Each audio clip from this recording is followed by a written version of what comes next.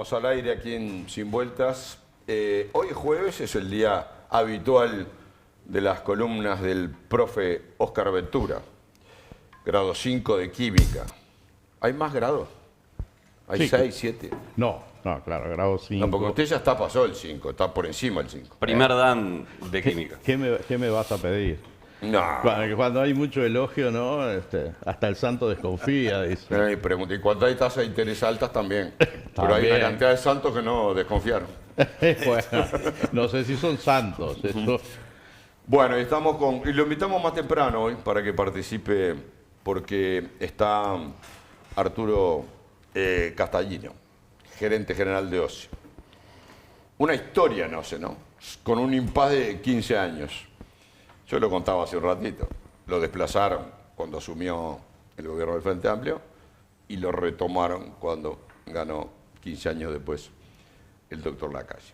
Tuvo que lidiar con cosas complicadas. La seca, el agua salada y otras tantas. Pero tiene él un conocimiento muy profundo de la historia, desde el plan de 1970 para adelante, y opiniones muy contundentes sobre qué se debe hacer, por qué y hasta por qué no se hizo. Arturo, buen día. Buen día, ¿qué tal? Muy buenos días. Muchas gracias por venir. Invitarme. Un gusto en recibirte. Gracias. Primero que nada, ¿cómo fue el proceso interno del gobierno para llegar a la conclusión de que debía ser la obra de Arasati la que había que encarar y no la de Casupá, que aparentemente Vázquez le había dejado una carpetita con algunas indicaciones? Bueno, estoy un poco disfónico. Sí.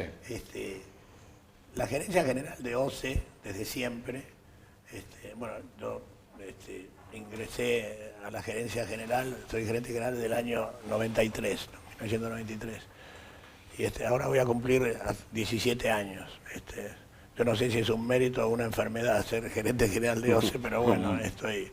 Pero desde muchos años atrás, pero particularmente en esta época, seguíamos con la preocupación de que el 60% de la población del país, que es quienes viven en la región metropolitana, no podían estar sujetos y dependiendo de una sola fuente, de un solo centro de producción, una sola planta potabilizadora y de un solo sistema de aducción y bombeo.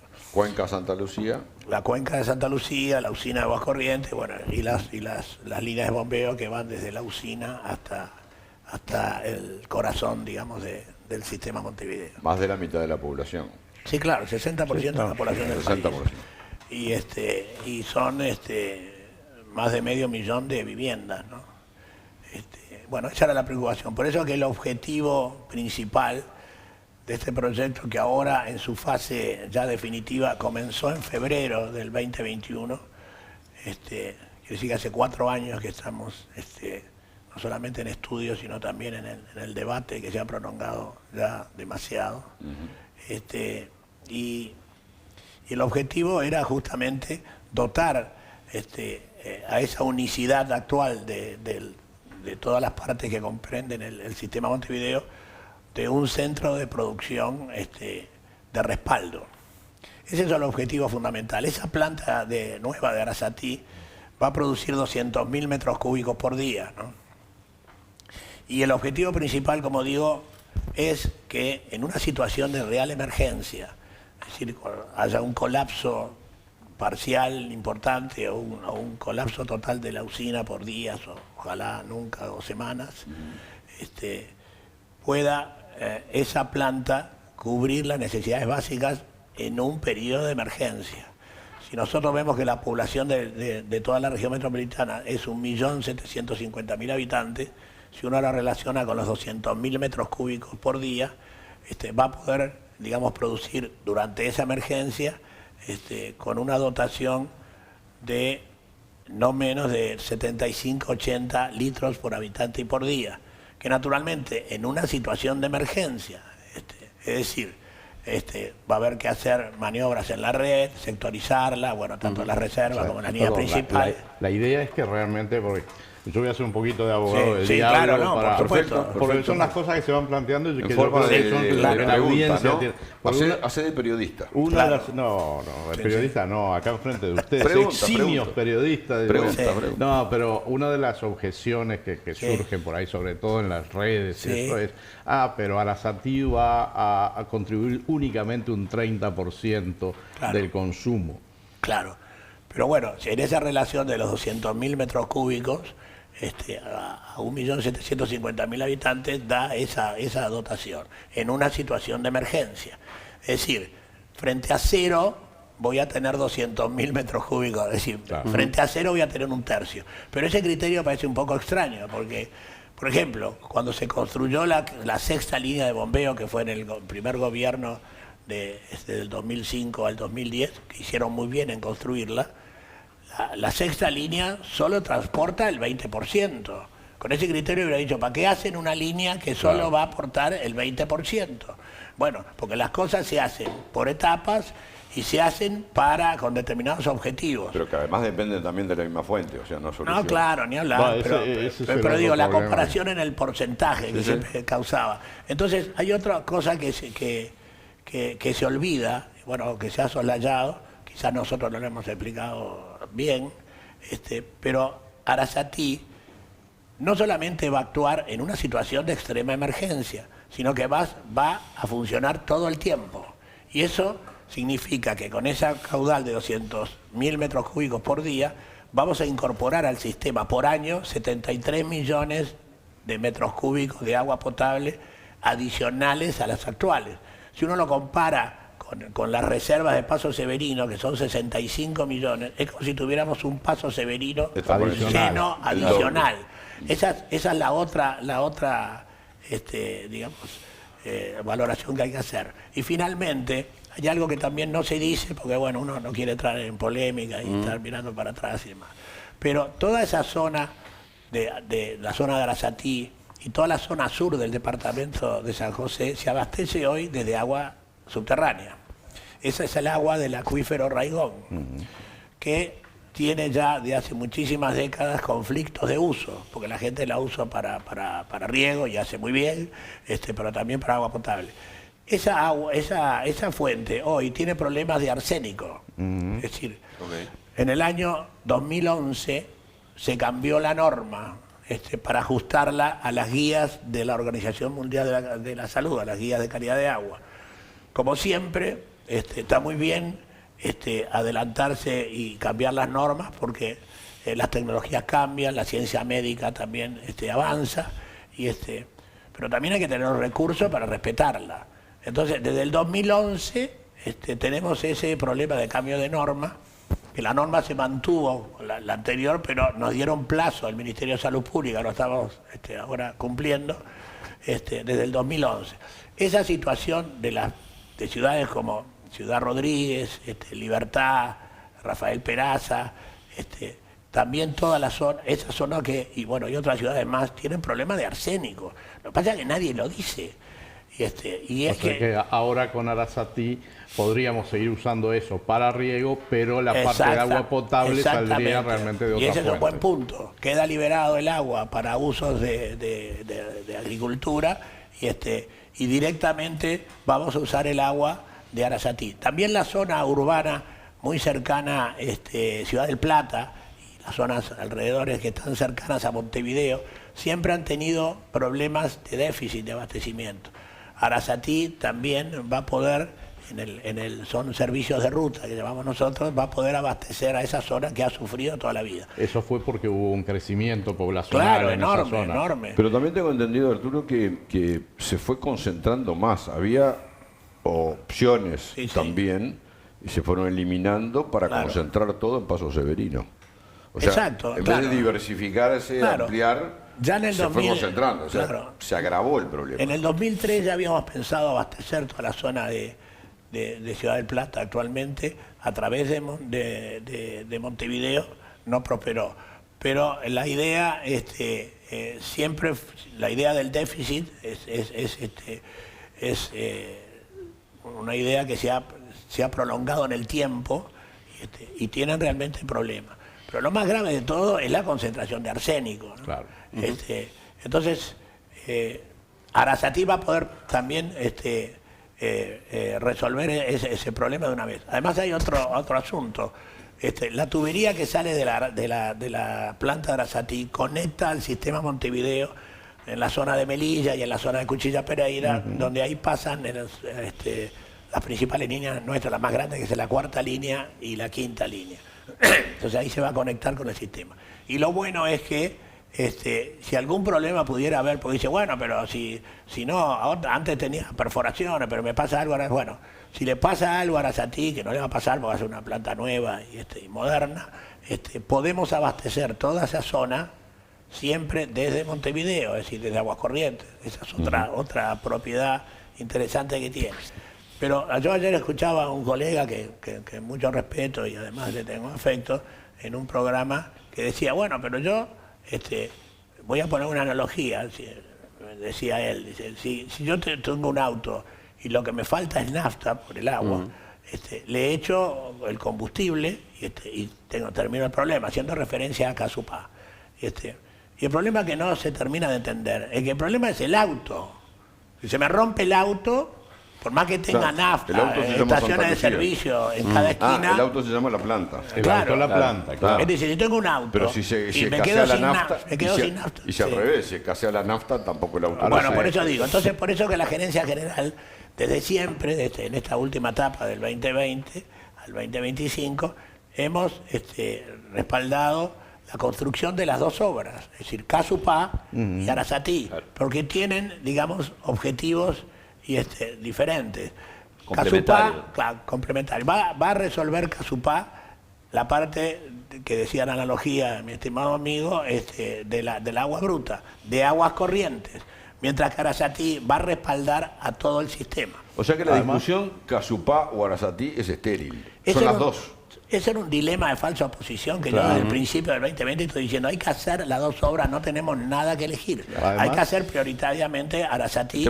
Ahora por suerte se van a hacer las dos. ¿Por qué Arasatí primero? Castañino, hay una de las cosas que se hablaba y que creo que es importante destacarla, es que hace años que debería haber separado la planta potabilizadora para mantenimiento. Bueno. Y no se puede hacer porque si no te quedas sin agua potable. Eso es una anotación excelente que nos pasa ahora. Realmente es que no podemos parar ni siquiera un par de horas en Aguas Corrientes para hacer mantenimiento y porque se queda, sufre el abastecimiento a Montevideo, es decir, se desabastecen zonas. Otra de las cosas que dicen los que defienden Arasatí, Casupá solo, es que bueno, que nunca nos ha pasado nada hace 150 años que Aguas Corrientes está.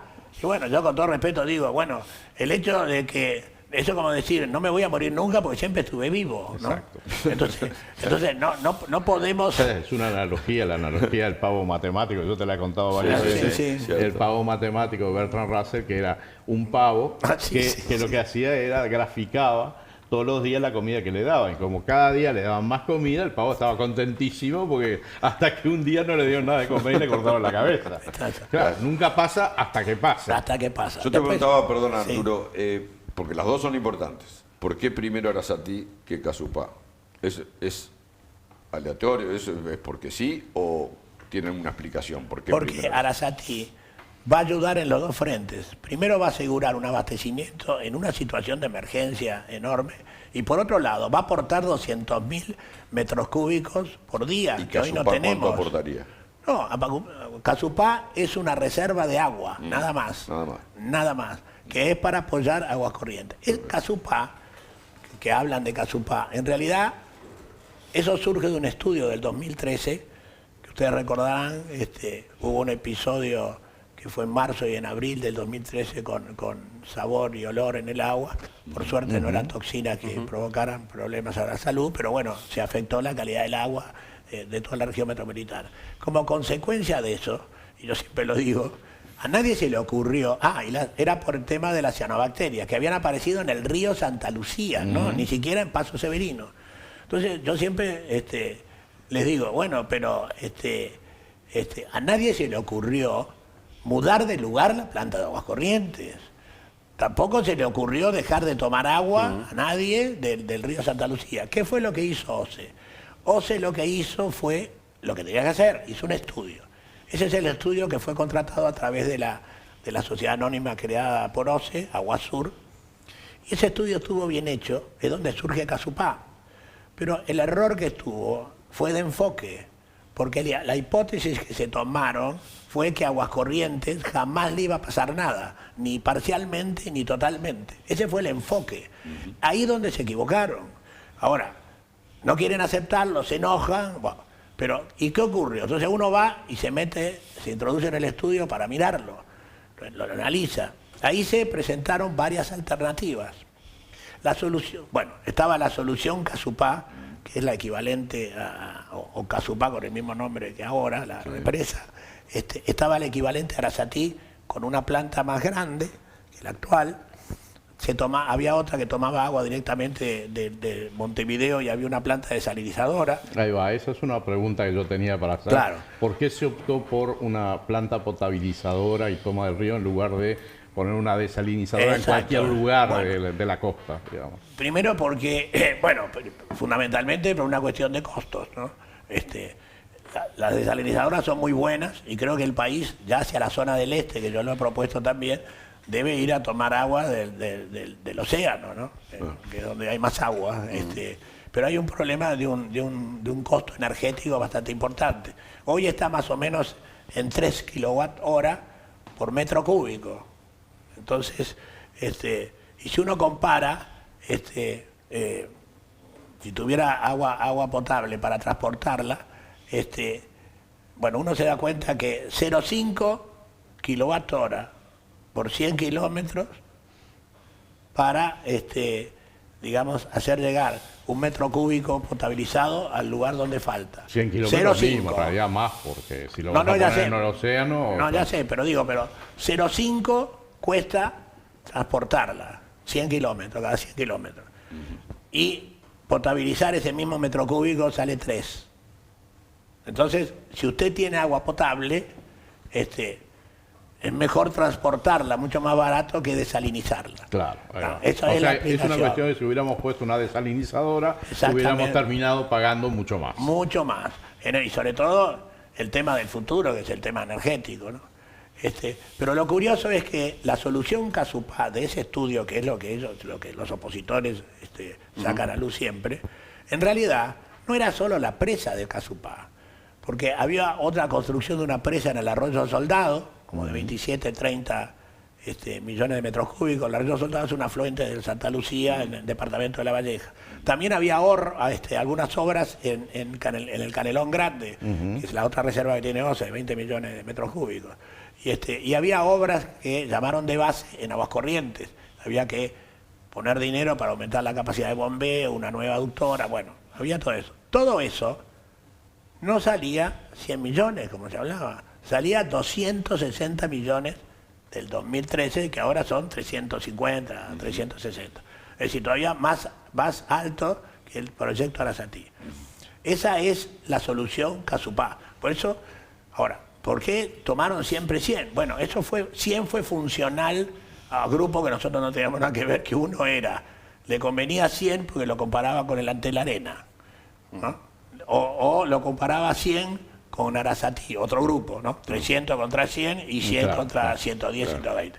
Pero la realidad es esa. La solución Casupá de OCE costaba 350 millones de dólares ahora y no solucionaba el problema de la usina. Claro. Ahora, ¿por qué insisten en eso? Bueno, no lo sé, pero no dicen las otras cosas, ¿no? Que es fundamental. O sea, en realidad lo que están hablando ahora es que van a hacer solamente la represa. Exactamente. Entonces, o sea que básicamente lo que estamos haciendo es aumentando el volumen de agua disponible para potabilizar. Exactamente. Pero nada más. Nada más. Y además proveniente de la misma fuente. Exactamente. O sea, si se seca, se sacan las dos. Exactamente. Entonces, uno, en aras de no pelear, porque ya no se puede más, la pregunta que surge es, muy bien, se va a hacer Casupá, lo cual celebro, porque yo siempre estuve a favor de las dos obras. Bueno, se va a hacer Arasatí. Claro, se va a hacer Arasatí, Casupá veremos. pero parece que... Casupá fue anunciada varias veces. Seguro. Bueno, vamos a ver si se hace Bueno, Arasatí, bueno. porque ya viste que el nuevo ministro quiere desfirmar el contrato. Claro, bueno. No creo Entonces, que haya posibilidad yo de tampoco. la firmar. pregunta es, ¿van a ser solo la presa de Casupá o la solución Casupá? Porque ese estudio se llamaba Alternativas, es decir, la selección de una alternativa para el aseguramiento de agua potable al sistema, abastecimiento de agua potable al sistema metropolitano. Entonces la pregunta es, además de la presa de Casupá, ¿van a hacer lo que traía esa solución? Porque no era solo la presa, era la presa en el Soldado, en el Arroyo Soldado, arreglos en Canelón corriente. Grande y sobre todo la parte, digamos, de agua bruta. Esa es la pregunta. Pero las dos obras hay que hacer. Casupá para abastecer y respaldar aguas corrientes y Arasatí ya de entrada porque ya tiene un aporte de 200.000 metros cúbicos por día. Ahí los opositores, perdón, no el periodista sí. sos vos. No, Ahí somos- los opositores estás sacan invitado para preguntar. los dos temitas Sí. que están siempre presentes, el de la salinidad Claro. y el de la cianobacteria. ¿no? Exacto. Que es. Bueno. Ahora, en el tema de la salinidad, a mí una de las cosas que me llama muchísimo la atención es que ninguno de los opositores cita la cantidad de estudios que hay hechos, no sé si por parte de Uruguay, pero por parte de Argentina, Claro. desde hace 20 años que hacen estudios de salinidad, de la cuña salina, de cómo penetra en el río, hasta dónde llega, porque ellos tienen las tomas de agua para las plantas, las tienen también en el Río de la Plata. Entonces, el tema de la salinidad como que me da la impresión que se trata en una forma muy parcial. Exacto. No se escucha la opinión de los que han estudiado el fenómeno. Pero además, ahora también escuchaba ayer que no se había estudiado nunca y que recién se sabe. Eso no es verdad, porque en el estudio de 1970, de la OEA y de OPS, que como manera personal le he comentado Estas obras están escritas como necesarias, están en el Claro. plan director. Y yo Sí, ese, claro. ese estudio 70, lo conozco ¿eh? mucho porque, bueno, yo era un muchachito, iba a preparatorios de ingeniería, pero en casa nunca se hablaba prácticamente en la mesa de eso, porque mi padre fue el jefe del estudio por la Organización Panamericana de la Salud. Entonces lo conozco, tengo todos los informes y demás. Fue la primera vez que se utilizó programación lineal para hacer una optimización económica de estudios, no solamente era de agua potable, para agua potable, toda la cuenca del río Santa Lucía, sino de riego y de electricidad, ¿no? Y de energía eléctrica. Eso de 1970. De ahí ya estaba entre todas las alternativas, que por supuesto se eligió Paso Severino, se construyó en el 86, nosotros Pues siempre estaba construyendo 10 años después, pero bueno, se construyó en el 86. Y ahí estaba la equivalente a Arasatí, que tomaba agua un poco más al oeste, entre el arroyo, entre Bocas del Cufré y el arroyo Pavón, pero estaba ahí a pocos kilómetros. Bueno, ya ahí se consideraba, en una de las alternativas, tomar agua y ya había un polder de 15 millones de metros cúbicos. Así que eso que no se había previsto. estudiado, ya se sabía. Ahora, la salinidad pasa algo que es como el karma de los que se oponen, ¿no? Porque desde febrero del 2023, que fue el comienzo grave de la crisis hídrica, que es la más grande de los últimos 100 años que se tienen registros, hasta hoy, el agua en Arasatí ha sido dulce. ¿Sí? Entonces, hay un estudio que yo hice contratar al Instituto de Mecánica de los Fluidos de la Facultad de Ingeniería, que es la que además, por otro convenio nuestro que tenemos con ellos, es el que ahí hay una sonda multiparámetro que toma agua a 1500 metros de la costa, en el lugar de Arasatí, y todo mide con todo el tiempo, en tiempo real, todos los parámetros de ellos, por ejemplo, la concentración de cloruro, el sodio, bueno, la salinidad que está compuesta por ellos, pero todos los demás parámetros. En ese estudio nuevo que se hizo, que ya se completó, la facultad nos propuso, y me pareció muy interesante, que hacer un análisis a través de imágenes satelitales. Parece que las imágenes, eso lo dominan ellos, las imágenes satelitales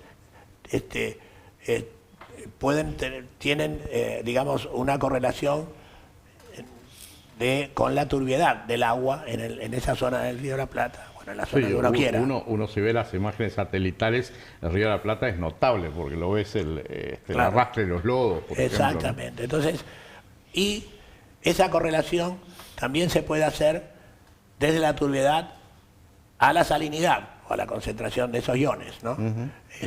Me pareció muy interesante, ellos lo hicieron, fue un análisis estadístico, por eso hay que hacer la precisión.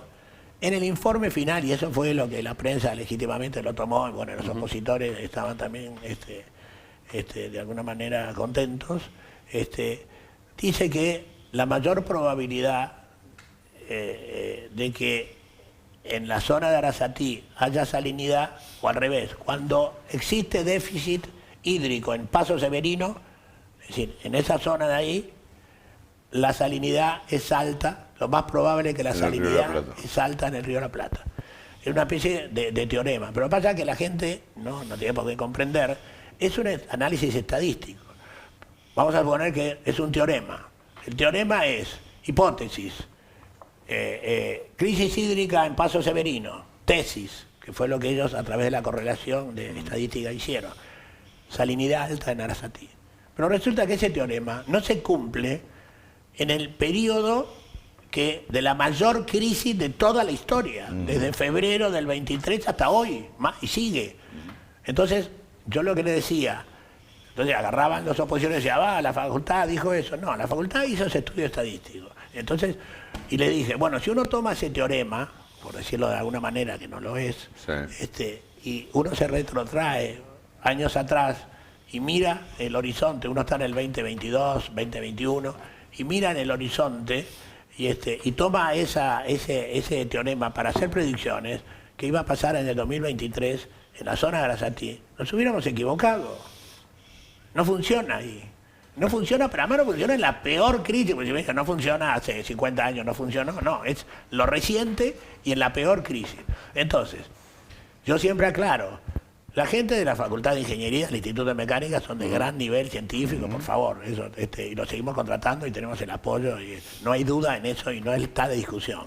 El asunto es que ellos hicieron un análisis estadístico donde expresan eso en las conclusiones. Entonces todo el mundo que está, es como el fútbol, ¿no? Todo el mundo lee eso y se pusieron enseguida que la facultad no dijo nada. Y además, lo que dijo fue, se expresaron en el resultado de un análisis estadístico, que estuvo bien hecho, como siempre, pero que no se cumple. Pero que además hay una cantidad de variables que hay que tener en cuenta, porque yo me recuerdo hay un estudio del Instituto del Agua de Argentina, Sí. con la Facultad de Buenos Aires, hicieron todo un modelado matemático con diferentes variables, ¿no? Sobre todo los vientos, las corrientes. Claro. Porque una de las cosas que tenemos ahí, que es una cosa que he discutido, es que de alguna manera la zona uruguaya ahí está protegida por el Banco Ortiz. Entonces, cuando las corrientes te vienen bajando por el río Uruguay y el Paraná y termina en el río de la Plata, en realidad cuando hacen la curva ahí todavía tenés una protección por el cual no llegan ahí.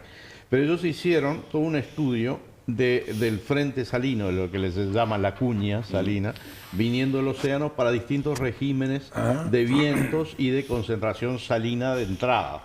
Y en ninguna de las circunstancias que está en ese estudio, que se puede consultar y todo, ninguna de las circunstancias, o sea, en pocas circunstancias, realmente muy pocas circunstancias, muy extremas, la salinidad llegaba a ser preocupante, digamos. Siempre tenías una cosa. Claro. Pero digo, esos estudios existen, no es una cosa que nos estemos enfrentando a un fenómeno desconocido, por ni nada eso, por el estilo. de toda la vida. Y acá, en este estudio, se aplicaron modelos matemáticos de calidad de agua. Claro. Incluso quien fue contratado por el consorcio es un ingeniero de mucho prestigio, que además fue decano de la Facultad de Ingeniería no hace mucho tiempo, y que fue uno de los que participó en el diseño del modelo, que es un modelo hidrodinámico donde se le monta encima el modelo de salinidad. Ese estudio se hizo, se calibró el modelo matemático y después se validó. Y eso fueron, digamos, y eso coincide totalmente con los resultados del análisis que hizo la facultad satelital. Ahí no hay discrepancia. Quiere decir que todo eso se estudió. Y por eso que la concentración de cloruros, si uno va más hacia el oeste, por ejemplo, nosotros tenemos, no tiene problema, si tenemos, hoy tenemos la ciudad de Juan Lacase, desde la década del 70, que se abastece del río de la Plata. Claro. Tenemos a la ciudad de Colonia, el Sacramento, que está de la planta que toma agua del río de la Plata desde 1937. Nada más y Pero nada si uno menos cruza que- Buenos nada Aires, más y nada menos que Buenos Aires. bueno, uno cruza Buenos Aires, son 10 millones de habitantes. Claro. Buenos Aires tiene 3 plantas. Tiene una en Palermo, que uno lo ve cuando baja Sí. en el aeroparque, la Toma ve que agua es del Río de la enorme. Plata. Esa es de 1913. Después tiene una en Bernal, ahí, cuestión, y después otra que se hizo en el 2000, se construyó en el 2013, en el último gobierno de la presidenta Cristina Kirchner. En la desembocadura con el Paraná. Son 3 plantas. Bueno, Entre ¿sabés las qué? 3, ¿Sabés? Perdóname. entre las Hace un 3 rato que, fabrican, quiero preguntarle algo. entre las 3 las 3 producen 10 veces lo que produce Aguascorrientes. Sí. Parecen razonables, podemos seguir profundizando en los argumentos de por qué, pero yo quiero también hacer hincapié en las cosas que se cuestionan. Sí, claro. Por ejemplo, el costo del financiamiento, el costo del financiamiento de la obra, la modalidad de la obra, por qué no la hace OCE la obra, qué va a pasar con OCE, porque el presidente del Frente Amplio se habrá informado, supongo, porque no tendrá conocimiento, pero dice, esto inhabilita el funcionamiento de OCE, tiene una ganancia similar a lo que va a pagar de cuota por la obra de Arasatí, y eso provoca, en principio, dejar a OCE en la ruina. Bueno, eso no es cierto, ¿no? Bueno, Con todo respeto. Me gustaría... Bueno, en primer lugar, contrapuntar. yo, con todo respeto lo digo, yo no me centraría mucho en lo que son la rentabilidad, no sé qué, él dijo beneficio, que dijo renta, la ganancia. Esa es la ganancia. Bueno, en primer lugar, para empezar, los entes autónomos y servicios descentralizados no tienen ninguna autorización para tener ganancias. Eso no sé de dónde salió. Por otro lado, Pero OCE estaría en condiciones, OCE, de OCE de realizar esta continuaría con su vida trágica. Es decir, yo a veces hago la comparación.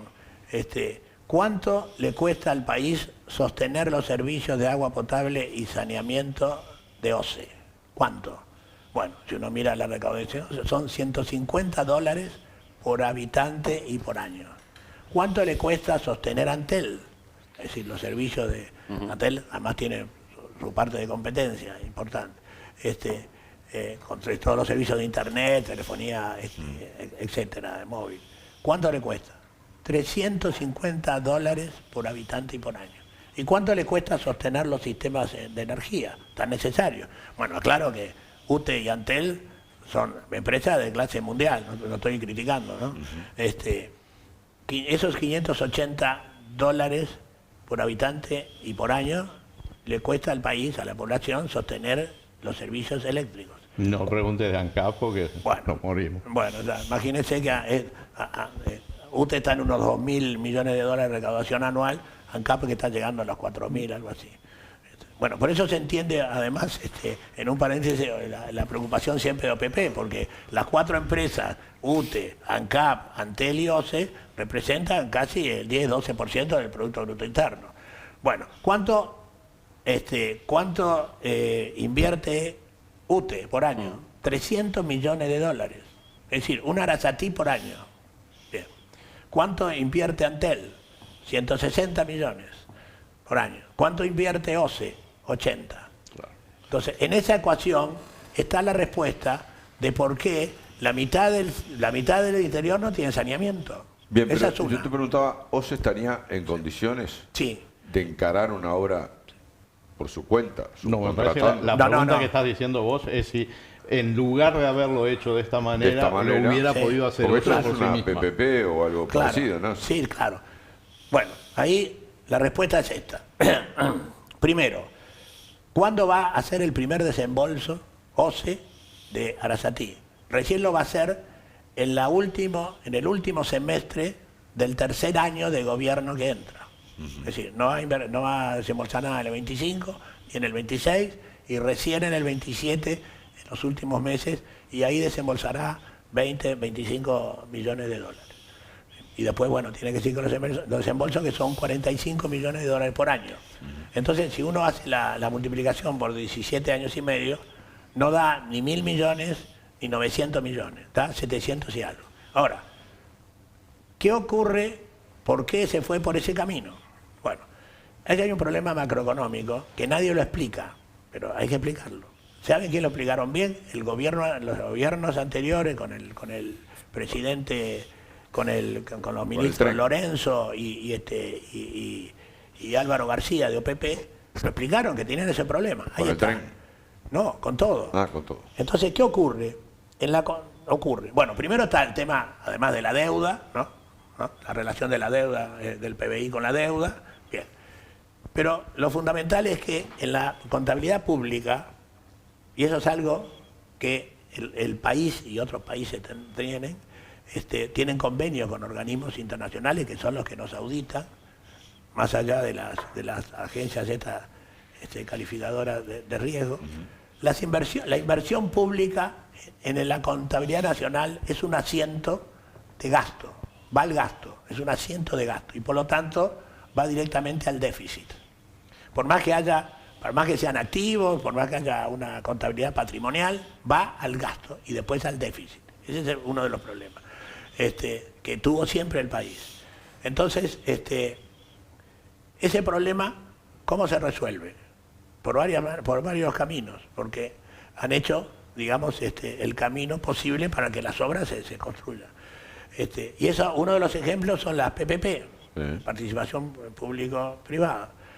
Ahí se hicieron, en los gobiernos, administraciones anteriores, se construyeron decenas de escuelas, centros CAIF, complejos deportivos, la nueva cárcel, 1.200 o un poco más kilómetros de carreteras y el ferrocarril central. Todo lo hicieron por sistema. PPP, por el mismo sistema. Que fue creado en la administración del Frente Amplio. Exacto, que ya existía porque es una idea británica, pero lo hicieron por esa razón, porque no se podía construir por la inversión pública y por el déficit. Entonces, esa fue la razón fundamental que hay que explicar. La modalidad es equivalente al pago por disponibilidad. Ahora, ¿cuánto salieron todas esas obras tan necesarias y que los gobiernos hicieron bien en construirlas? Salieron 2.000 millones de dólares. ¿Cuánto va a pagar el país en esa modalidad? Donde entra el privado, el riesgo que es para el privado que se consigue su financiamiento, bueno, que no es considerada inversión pública, bueno, todas esas cosas. ¿Cuánto? 6.000 millones. Entonces, cuestan 2.000, vamos a pagar 6.000 millones. Entonces ahí está la decisión de los gobiernos. Los niños se quedan sin escuela, la industria sin carretera, no tenemos ferrocarril, la gente que está privada de libertad vive cada vez peor. Bueno, entonces son las decisiones que se toman. Y una modalidad parecida es esta que se tomó para OCE. Ahora, ¿por qué se tomó y se eligió para el agua eso? Es una respuesta macroeconómica que es una cuestión del gobierno, no de OCE, naturalmente. Esa es la razón. Entonces ahora dicen, no, porque te podías haber endeudado. Claro, un préstamo con el BID, o con Fonplata, o con CAF, saldría 200 millones de dólares menos. Pero después aparece el problema del endeudamiento. Yo tengo entendido que la OCE, o por lo menos ustedes la recibieron, no sé cómo está ahora, Sí. Pero con un nivel de endeudamiento muy alto, Claro. Nosotros en función de su facturación. Claro, en el 2004 la inversión la deuda de OCE era de 110 millones. En el 2020, cuando entró la nueva administración, era de 421 millones de dólares. Bueno, ahí los dólares no son iguales, pero de 110 se pasó a 421. ¿Que se aplicaron en qué ese endeudamiento? Bueno, por eso, es cierto, porque se construyeron también en todos esos periodos más de 1.000 millones de obras. Se hizo la construcción del saneamiento de Ciudad de la Costa, se hizo las obras de Maldonado que se diseñaron en el 92, 93. Las 6. Claro, se hizo la sexta línea, bien. Pero el asunto es y va con el tema del financiamiento. Nosotros en este periodo bajamos esa deuda, es decir, con 421 millones de dólares que la tomamos, ahora está en en 456 millones, pero si tomamos los dólares de los 421 del 2020 al 2025 son arriba de 500, ¿no? Quiere decir que nosotros, en términos reales, descendimos el valor de la obra. Además, construimos... O sea, perdóname que te interrumpa. Sí. O sea, básicamente lo que tú estás diciendo es que tienen una deuda 50 millones menor. ¿no? Sí, Pues más o menos. De 500 a 450. Exactamente, si logramos parar. A pesar de que, bueno... Digo, ¿por qué hago esta acotación? Sí. Porque los 50 millones y los 45 millones que van a tener que pagar como que se compensan. Ah, bueno, está.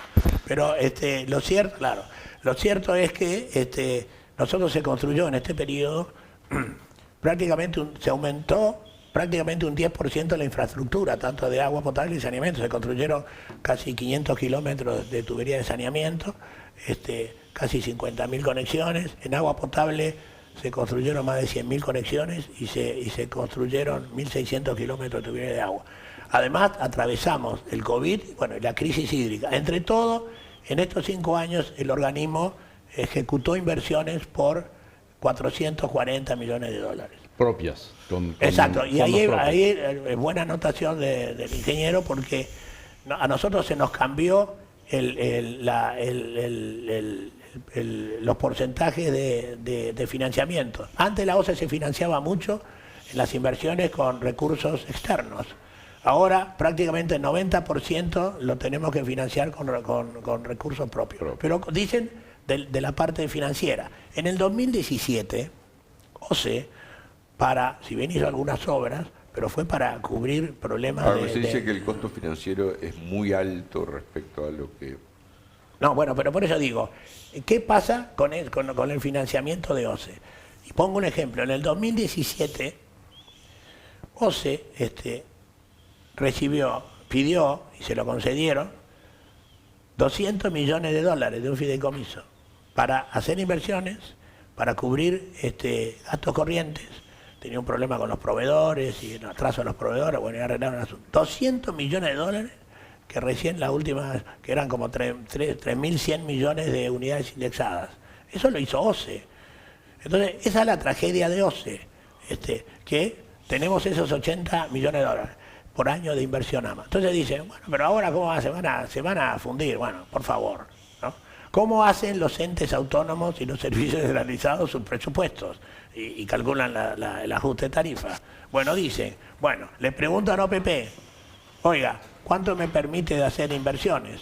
Porque la variable de ajuste siempre son las inversiones, ¿no? Claro. Porque lo demás son los gastos de funcionamiento, ¿no? El resto es, me compro un auto, lo otro es comer todos los días. Entonces le pregunto, entonces a OCE le dice, mire, 80 millones. Bien. Entonces OCE dice, voy a hacer esto, tiene prioridades OCE. Entonces elige las prioridades y tiene que cubrir las inversiones que vienen del año anterior y que se terminan en el año del presupuesto, ¿no? Porque las cosas no empiezan el 1 de enero y terminan el 31 de diciembre. Pero además las cosas nuevas que considera prioritarias.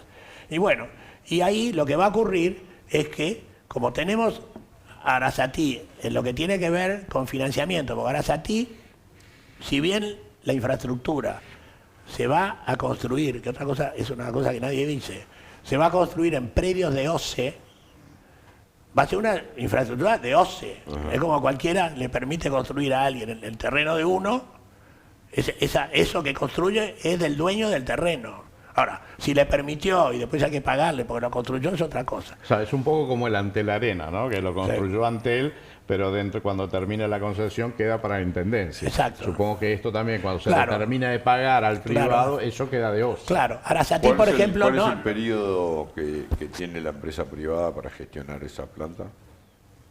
Son 17 años y medio, más los 2 años y medio de construcción, son 20 años.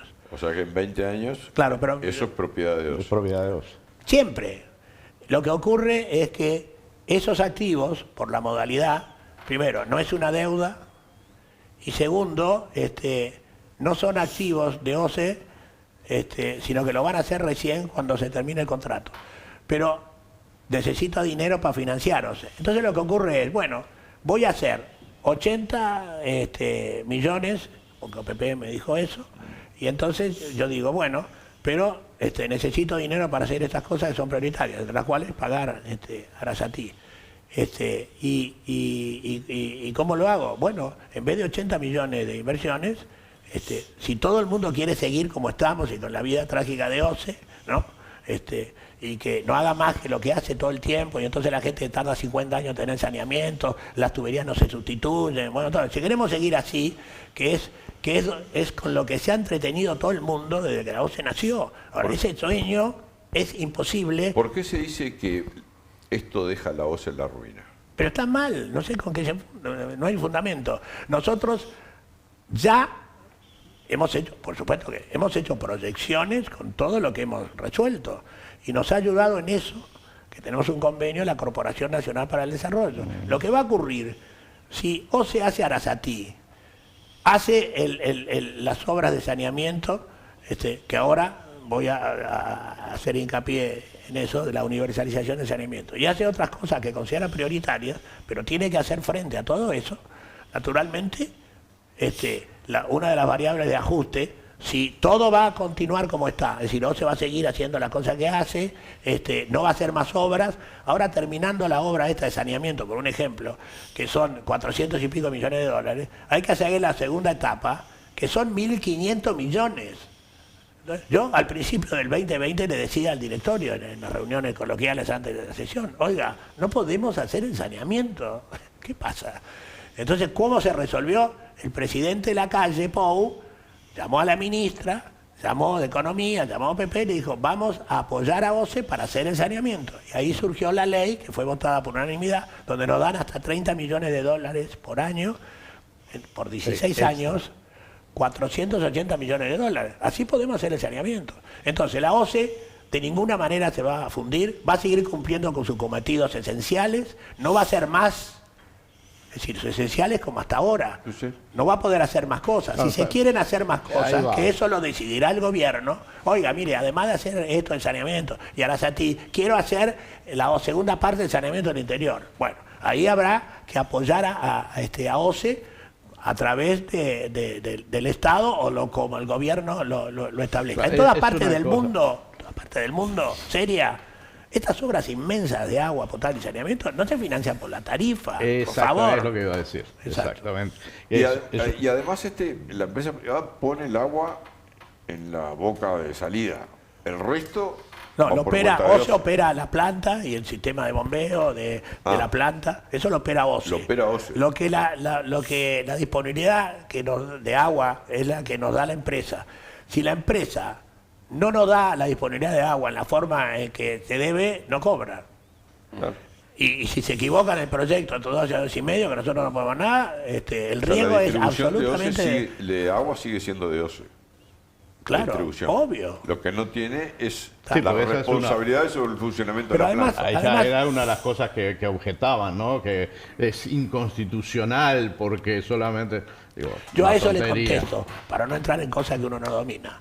Le contesto, tanto la licitación pública del proyecto, el proyecto mismo, todos esos pasos, más el contrato, fue aprobado por el Tribunal de Cuentas de la República, que es la máxima garantía, en el control preventivo. Es decir, porque nuestro país, bueno, ustedes lo saben también, tiene ese privilegio, tiene un Tribunal de Cuentas de la República y tiene el control preventivo de legalidad, que no lo tienen todos los países. Uno mira a los países alrededor y controlan 10 años después. Por eso Aunque todos no los sean líos que hay. exactamente comparables. Sí.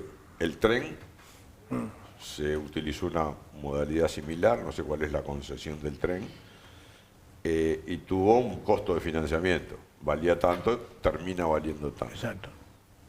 Esto es lo mismo. Vale tanto, termina costando tanto. Se cuestiona de que esto es mucho más caro. El costo del financiamiento de la obra esta es mucho más cara que la del tren. No, ¿Es correcto? no. No, si uno relaciona, hace la relación de la inversión y lo que tiene que pagar, esa proporción está por debajo de esta de Arasatí conoce que la del tren. O sea que ese cuestionamiento desde hoy la oposición no tendría por lo Pero, menos... pero por eso hay que ir solamente a la historia reciente para darse cuenta, y no estoy criticando, estoy diciendo que bien que hicieron en hacer el tren, en hacer la cárcel, en hacer la carretera, Sí, las las inversiones, escuelas Claro, pero y demás. señalar el costo financiero de la OCE Es lo mismo. sin mirar el Es costo lo mismo, financiero de claro. AFE es como... Y además es evidente, Una porque, hipocresía. oiga, me quiero librar del endeudamiento. Que venga la clasificadora de riesgo y no me pongan una nota mala porque me perjudica las tasas de interés, no solamente de los préstamos que tengo ahora, sino los que vienen. Además, quiero que no tener ningún riesgo y además no quiero tener problemas con la contabilidad nacional. ¿Y qué quiere? ¿Que me salga lo mismo?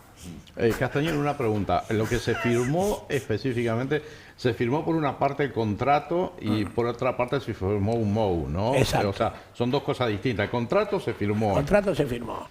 Y se firmó ese memorando de entendimiento donde se proponen algunas alternativas. Entonces, por suerte, todos los opositores ya de Arasatí hoy, uno los escucha por todos los medios, ya están de acuerdo y coinciden con nosotros que se necesita una nueva planta. Sí, sí. Bueno, por suerte. Eso es un bueno mal para el negocio, país. Es un mal negocio que favorece a privados y no soluciona problemas. Ortuño. Una afirmación. El propio. ¿De quién? Fernando Pereira. Bueno, Bueno. Que lo debe asesorar Ortuño. bueno, pero No, bueno, pero son cosas que se dicen. y se está leen. bien, está bien. está bien. Pero los de Ortuño Hay son que ver similares. quién lo dice. las también, ¿no? proyecciones que hicimos fueron con la Corporación Nacional para el Desarrollo y en la situación actual, que no se pretende hacer más de lo que OCE hace normalmente. Por supuesto, mantener el sistema de los servicios de agua, potable y saneamiento, los productos químicos, bueno, pagar todas las cuentas, los proveedores, bueno, todo, funcionarios, todo eso. Todo eso se va a mantener, como dicen los economistas. Si todo eso se va a mantener, ceteris paribus, nada más cambia, OCE no va a tener ningún problema. Lo único que no va a hacer más cosas más allá de lo que son el De lo que estaba presupuesto, previsto hacer. como es lógico. Sí, sí. Ahora, si se quiere hacer más, yo siempre digo, es como una familia. Bueno, tenemos este presupuesto. No, pues yo quiero comprar helado. No, no se puede. Este año no. No, pues bueno, es así. Entonces, la variable de ajuste son las inversiones. Lo cierto es que la vida trágica de OCE es que con la recaudación y la tarifa que tiene OCE, y que no se puede aumentar, lógicamente, no es posible cumplir a cabalidad con la ley orgánica. La ley orgánica de OCE. El otro día, en un programa de televisión que Margaret conoce y todo el mundo, ahí hay unos panelistas y hay un economista al cual yo le tengo aprecio personal y respeto profesional, que alguna vez fue director de OPP. Hughes. Exacto. Bueno, entonces ahí, esta es una opinión que él siempre ha tenido de manera que es coherente. Entonces dijo que había gente de OCE, yo no pude ir. Entonces dijo que OCE era la peor empresa, había sido siempre y que iba a ser y bueno, está. Entonces, el problema con esa afirmación es que OCE no es una empresa. OCE es un servicio descentralizado del Poder Ejecutivo.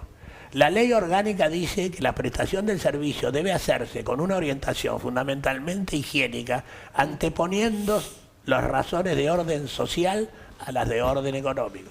Así que OCE ahora, no, por supuesto que usamos las herramientas de contabilidad general que inventaron hace años los economistas y los contadores. Tenemos nuestros balances, por supuesto los estados de resultados, el estado de usos y fuentes de fondos, todo eso lo tenemos. O sea, a ver si esta analogía te parece razonable, porque que es un poco como yo lo veo.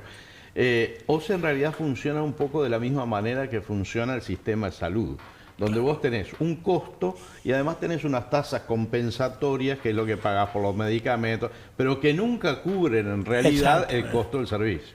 O sea, básicamente el OCE lo que hace es, voy a ponerlo en una forma que no es correcta, pero es gastar dinero, claro. invertir dinero, Claro. con un fin social, no con un fin económico. Bueno, económico también, porque obviamente todo eso repercute en la actividad que pero lo que se paga, las tarifas que se pagan, nunca alcanzan realmente para cubrir el servicio que da OCE. Claro, es así. Y, por ejemplo, Margaret, no quiero sacar mucho más tiempo, pero es interesante hacer un hincapié en las cianobacterias y en la salinidad, sobre todo las cianobacterias. El tratamiento seleccionado por OCE para Arasatí es un tratamiento diseñado por OCE en el famoso informe del 2013, que fue una de las cosas que hicieron bien, no el enfoque, que les dio mal, pero el tratamiento sí. Y ese tratamiento además es contra las cianobacterias, contra sobre todo la materia orgánica natural, que es el mismo tratamiento que OCE está construyendo en Laguna del Sauce, que va a ser ahora se va a terminar estos meses, va a ser la planta de más moderna tecnología para hacer frente a todos esos riesgos biológicos y químicos. Y ese mismo tratamiento es el que se va a construir en Arasatí. Ahora, uno mira también, porque he escuchado ahora críticas que no se puede, que el tratamiento no. El tratamiento va a poder con todos los riesgos biológicos y físico-químicos. Pero además, en las alternativas que se fijó en ese estudio de OCE, que hizo OCE, se fijaron 6 alternativas.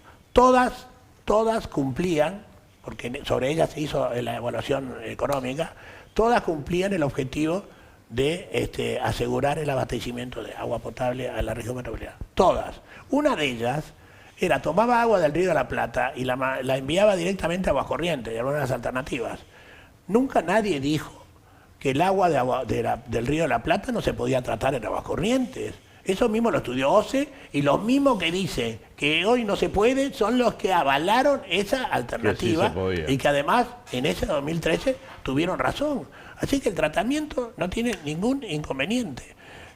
Y es una de las cosas que repiten y repiten. Entonces se olvidan de las cosas que ya se estudiaron y que la misma OCE y los mismos que critican y dice, bueno, otra de las cosas son los trialometanos. Los trialometanos no existen en el agua. Los trialometanos se forman en el agua cuando uno bueno, que le voy a explicar a usted. No, está bien. Se forman con el agua. Es para la audiencia, no para mí. Cuando se le agrega cloro, ¿no? Entonces el cloro, ¿con qué se combina el cloro para que surjan los trialometanos? Con la materia orgánica natural.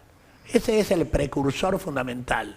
Entonces, no es que haya bromuros en el agua. Ahora está la idea que en las zonas costeras, aguas costeras, hay bromuros.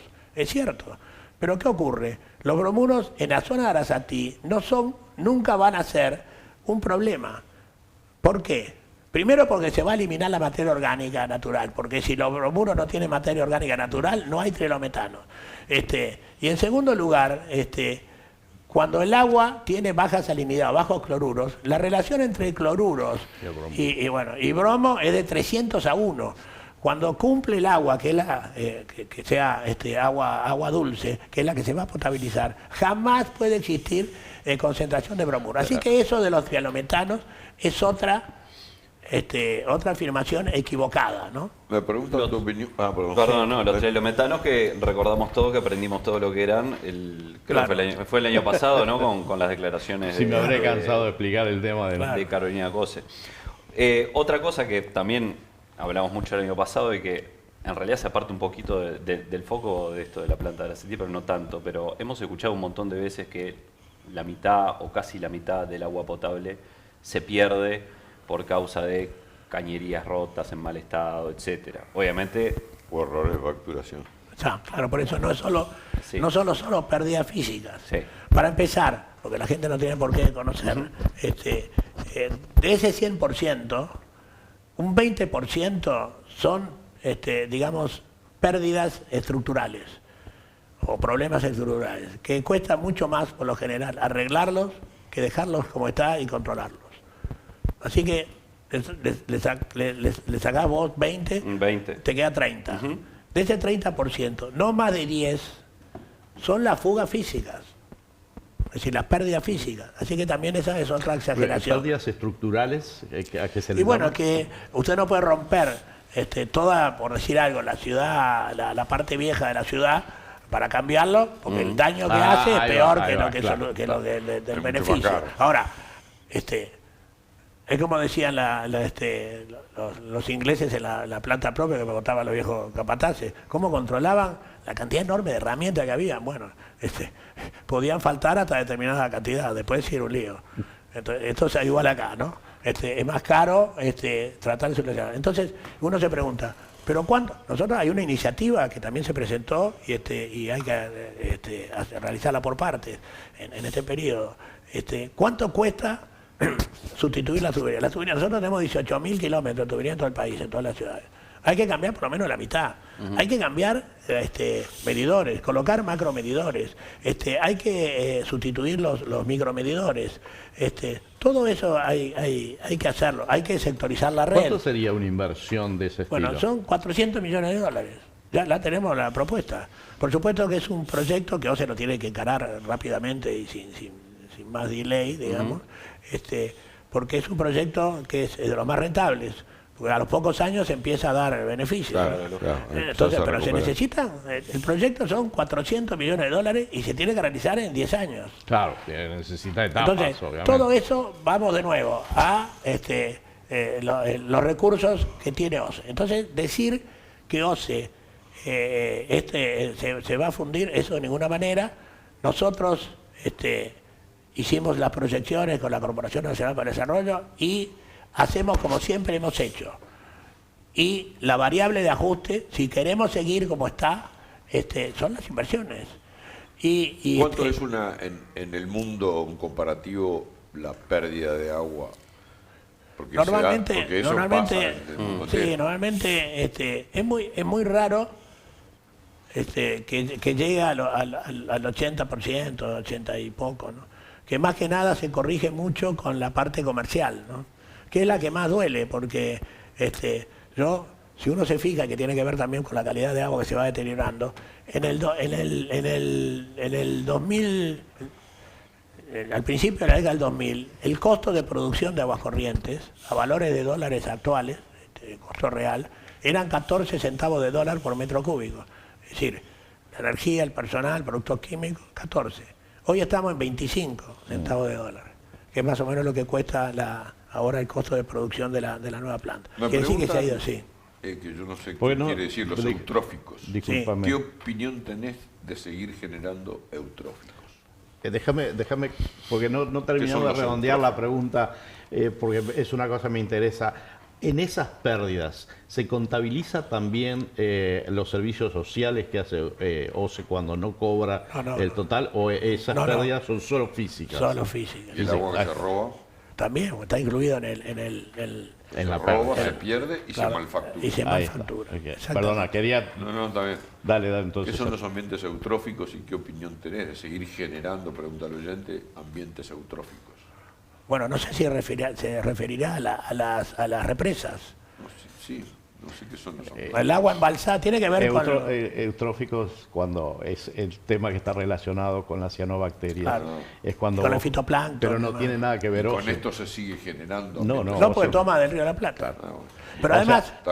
Los responsables de esas cosas son las emisiones industriales y agropecuarias. O sea, es lo que aporta nitrógeno y fósforo al río, que con el calor hace que se propague. Bien, ahí tendrá trabajo Ortuño, que ahora es ministro de Ambiente, pero fue 5 años director de OCE.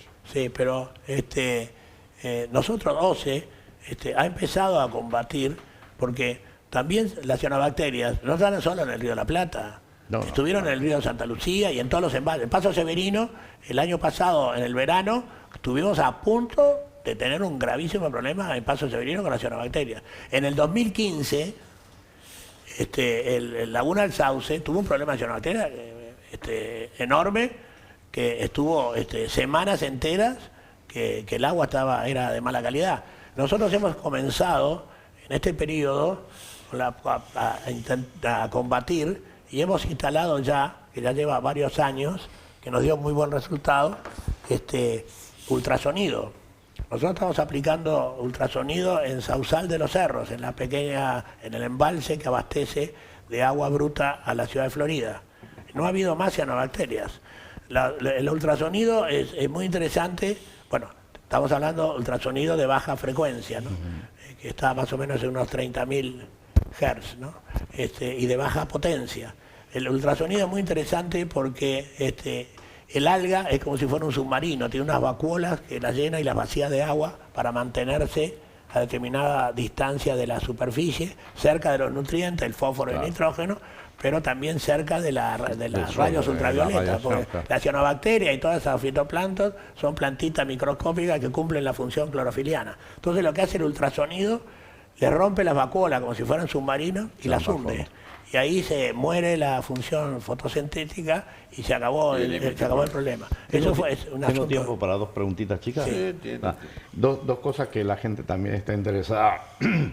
Una, que dicen que la construcción del polder se hace sobre tierras muy productivas Sí, y que eso. sí.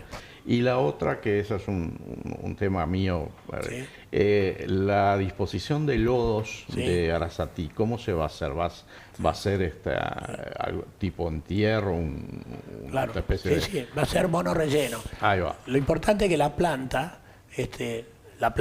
de Arasatí, bueno, los lodos, bueno, ustedes saben, se forman principalmente en los sedimentadores, que son los lodos pesados, pero también está el agua de lavado de los filtros, que es un lodo más fino, mucho más humedad. Todos esos lodos se le va a extraer el agua con un sistema de tratamiento. Esa agua que se recupera, que está del orden del 5%, si vos se la entiende bien, se puede recircular a la cabecera de la planta, con lo cual ahorramos un 5%. Es decir, porque para potabilizar el agua se necesita agua también potable. Entonces, esa es una. Los lodos después van a un monorrelleno que está en las cercanías de la planta, pero previamente son compactados, son tratados con productos químicos, son centrifugados y van ya con un grado de humedad a llenar un monorrelleno que va a estar controlado como está controlado todos los monorrellenos de OCE y de toda la historia de todo el mundo, no hay problema. La primera pregunta era... Lo de las tierras productivas bueno, del polder. El polder, que todavía, bueno, es una de las alternativas que se están viendo en el memorando de entendimiento. El polder son unas 260 hectáreas y va a albergaría 15 millones de metros cúbicos. Si uno lo compara con Paso Severino, que son 2.000 y pico de hectáreas del lago, o de Cazupá, que son otras 2.000, El 10% del exacto, área. Cazupá son 100 millones de metros cúbicos, el Paso Severino 65. Estos son 260, los otros son más de 2.000. Son 260 hectáreas. Ahora, el país, eso lo conocen mejor ustedes, el país tiene 14 millones de hectáreas 17 productivas. millones o 14 millones, 14 millones de hectáreas productivas. de jornada productiva. 17 millones de Entonces, total. hablar de 260, 600.000. además eso afecta a 6, 7 familias nada más, ¿no? Del lugar. Otra ubicación del polder afectaría a mucho más familias, ya más de 50, ¿no? Pero es mínima la afectación, ¿no? que se realiza. Y bueno, ahí hay legítimamente otros intereses. Bueno. Los cuestionamientos entonces por parte de la oposición hoy no tendrían argumentos sólidos. Yo respetuosamente tengo que decir que no.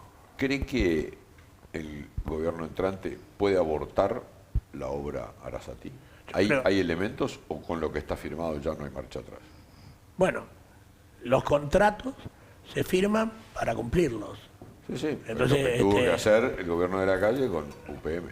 Claro, por eso se firma para cumplirlos. ¿Hay margen de negociar alguna cosa? Y sinceramente, bueno, en esa ya es un aspecto más político, pero yo en mi intimidad pienso que no.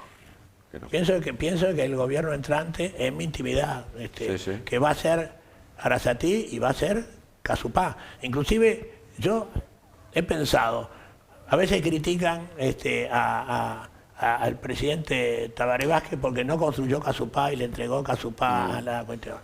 Que tuvo un choque con el ministro de Economía en aquel momento. Exactamente, y que el ministro de Economía, entonces yo en mi intimidad he llegado a pensar, el ministro Astori hizo bien, porque él pensaba en el agua, pero el presidente Vázquez seguramente hizo bien, y no lo hizo, porque sabía que no era la solución. Ya estaba enfrentando el problema del 2015, y además, no eran 100 millones, eran 350 millones de ahora. Claro. Entonces, yo eso es lo que pienso en mi intimidad, sí, ¿no? sí. Entonces, a veces hablando con mis hijos, le digo, mira, hizo bien el presidente Vázquez de no hacerlo, porque iba a gastar 350 millones de dólares y no iba a resolver el asunto de Lo que no se hizo bien es anunciar varias veces el inicio de la construcción por eso, de Cazupá. pero entonces, Porque es como una especie de magia, ¿no? La palabra parece casupá y resolvimos el problema. Pero hay Claro. conferencias de No tiene prensa nada que- sí, anunciando sí. el inicio de las obras. Claro. Están grabadas. Y yo termino siempre con una analogía que me parece sustancial, que es los pilotos de las aerolíneas.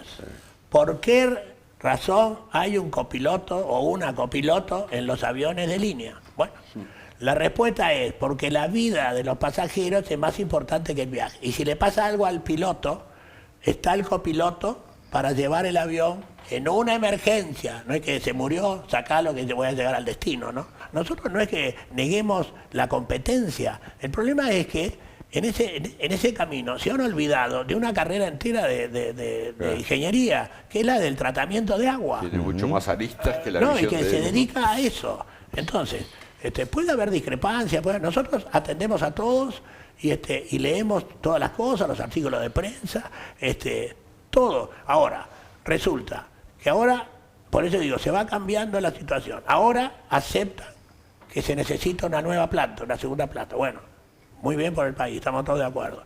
Bueno, pero parece que la planta es chica. Bueno, habrá tiempo para aumentarla en el futuro. Pero me parece que el Río de la Plata está bien, pero la toma debería ser un poco más al oeste. Muy bien, ¿hasta dónde? No. Entonces, una de las alternativas que estudió que está en el memorando de entendimiento, que es tomar cerca de Colonia. Bueno, está todo muy bien. ¿Cuánto cuesta eso? Claro. Más de 100 millones de dólares Claro, más. hay que traerlo. Claro. Entonces, parece que sí, parece que no. Entonces, ya la OCE estudió todo, estudiaron todas las alternativas que hoy dicen que no es posible sostener, son las que la propia OCE aceptó. Inclusive, en ese informe del 2013, el mismo informe dice que tiene mucho menos impacto ambiental todas las alternativas que toman agua del río de la Plata en lugar de la represa. Y yo hago la última reflexión. Ahora va a venir, afortunadamente, la construcción seguramente de Casupá. Bueno, aparte de ahí que hay que revisar un poco el proyecto antes que nada, uno se pregunta, ¿qué van a hacer algunos grupos ambientalistas que son legítimamente partidarios de la Agenda 2030, donde están en contra de las represas y Claro. Es lo que pasó en España con el asunto de la Valencia. riada en Valencia. Es decir, eliminaron una cantidad de represas por el tema de la Agenda 2030 y resulta que vino la primera lluvia, que eran reguladoras, y se llevó a UPA Valencia, ¿no? Algunas localidades de la comunidad. Entonces, por eso digo yo, yo a veces, y ya con eso termino, un día papá venía, trabajaba en el Centro de la Salud, venía 2 veces por año. Entonces nos encargaba a nosotros y órdenes a la casa familiar y demás. Y bueno, un día me reunió conmigo, nunca me voy a olvidar, me dijo que había que hacer una cosa con la familia, siempre lo lío con la familia. Bueno, está muy bien. Entonces yo le digo, papá, dice, ¿no te parece que esto lo podemos ver después cuando las cosas se calmen un poco? Entonces me miró a los ojos y nunca me olvidé, y me dijo, Arturo, las cosas nunca se calman. Igual que esto. Yo lo conocía a tu papá. Sí, claro. Un fenómeno. Sí. Un fenómeno. Arturo Castañino, gerente general de OCE. La verdad que un placer. Si me permiten, ¿Cómo vamos no? a cerrar con un mensaje que llegó tempranito Dale. de un oyente, Ever Sosa de Flores, que dice: buen día, a Marguerite y compañía. Yo estuve 42 años en OCE, dice, y Castañino ya estaba cuando entré. Es el hombre que sabe más en la OCE, un hombre de consulta, un gran gerente. Bueno, muchas Pero gracias. es que no hay ninguna duda. Muchísimas gracias y no un hay abrazo ninguna le duda. mando. Prescindir de... Que es una cosa bastante interesante que a mí me molesta mucho, de la oposición en general, no de la oposición política, sino de la oposición en general por este proyecto, que es como si los técnicos dentro de OCE fueran unos burros. No. Nosotros sabemos todo y ustedes que están haciendo los proyectos no saben nada. Seguro, Y no. que es absurdo, ¿no? No, el que sí es un burro es el presidente del sindicato de OCE, Bueno. pero eso es aparte. Va por mi cuenta. Castañino lo va a decir. Muchísimas gracias por venir. Bueno, gracias a ustedes por La invitarme. verdad Muchas que gracias, ingeniero. muy Un placer. aclaratorio. Muchas Supongo gracias. que derriba una cantidad de cosas que se están diciendo inútilmente. Bueno, me alegro que haya podido contribuir. A veces es difícil. A veces es difícil. Las cosas más fáciles y más evidentes son más difíciles de explicar, ¿no? Ese problema que nos pasa en general a los técnicos, que Sí. como para nosotros las cosas son evidentes, algunas cosas son evidentes, Sí. nos cuesta mucho explicarla a una persona para la cual no es evidente. No es evidente, por Entonces, ahí siempre es el problema de la comunicación, que bueno, ustedes serán expertos, nosotros no, pero qué importante que es poder comunicar Un correctamente. técnico que comunica bien es perfecto. Bueno, No son todos. no, seguramente. Bueno, Bien. muchísimas gracias. Gracias. Y nosotros nos vamos a ir a una pausa Sí, señor.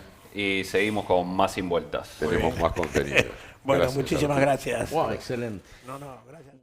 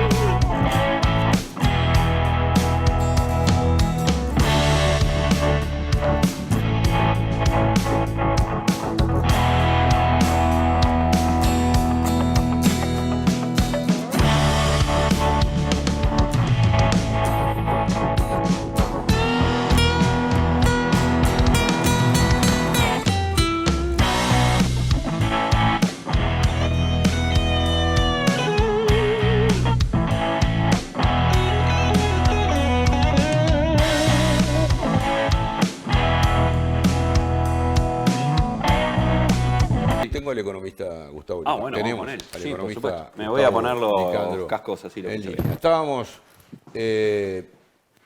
pensando, porque no lo sabemos, cuáles son los objetivos de Trump en este cierre prácticamente, en este bloqueo comercial, subiendo aranceles para todo el mundo, porque yo no lo sé, no me lo explico, y cómo están siendo los efectos de toda esta guerra en las economías del mundo. Economista Gustavo Nicandro, te recibimos con mucho gusto aquí en Sin Vueltas. Muchas gracias por atender nuestro requerimiento. Gustavo, buen día. ¿Nos Buen día, escuchás? Fernando. ¿Cómo estás? Ahí Placer está. estar con ustedes. Yo perfecto. ¿Ustedes? Sí, nosotros Sí, también. perfecto. Te vemos muy bien y te escuchamos perfectamente.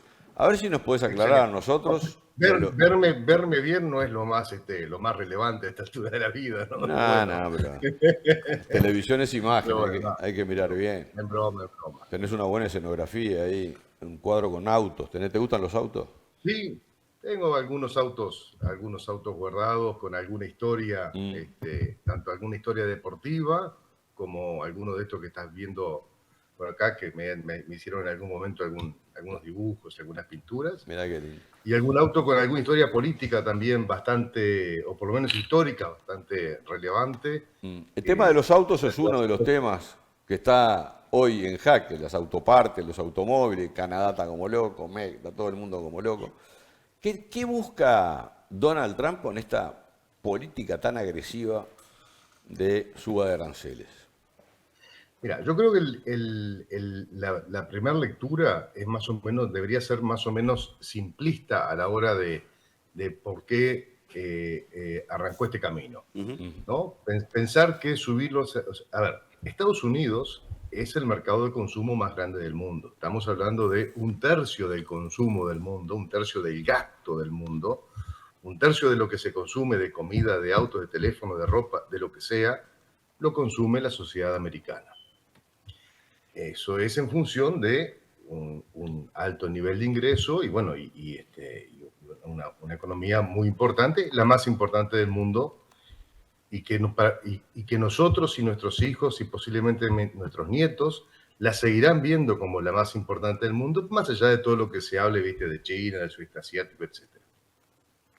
Pensá que todo el sudeste asiático, desde Japón hasta la India, constituye otro tercio del consumo del mundo, ¿no? Eso te da la magnitud, te permite ver un poco la magnitud de lo que es Estados Unidos. Brasil, lo más importante de Sudamérica, no llega al 2% del consumo del mundo. ¿Tá? Esto lo digo simplemente para entender que estamos hablando de la sociedad que más gasta y donde todos quienes producen algo en la Tierra quieren poder vender. ¿Por qué?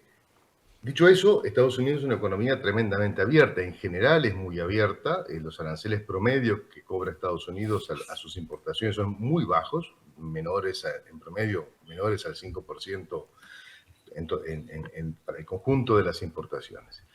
Entonces, yo creo que por lo menos la primera motivación, el arranque, es decir, bueno, caramba, Estados Unidos le abre las puertas a las importaciones del resto del mundo y el resto del mundo, Estados Unidos, no lo hace. Al revés, Estados Unidos, los países europeos, lo único que están requiriendo todo el tiempo son asistencias financieras para el instituto tal, para la organización tal o cual, lo que fuera. Entonces yo creo que primera lectura es bastante sencilla o simplista, decir, bueno, miró el mapa de qué le cobran de un lado y qué cobran ellos, y dice, nosotros somos mucho más abiertos que los demás, pongámonos en igual de condiciones, peleemos por ahí.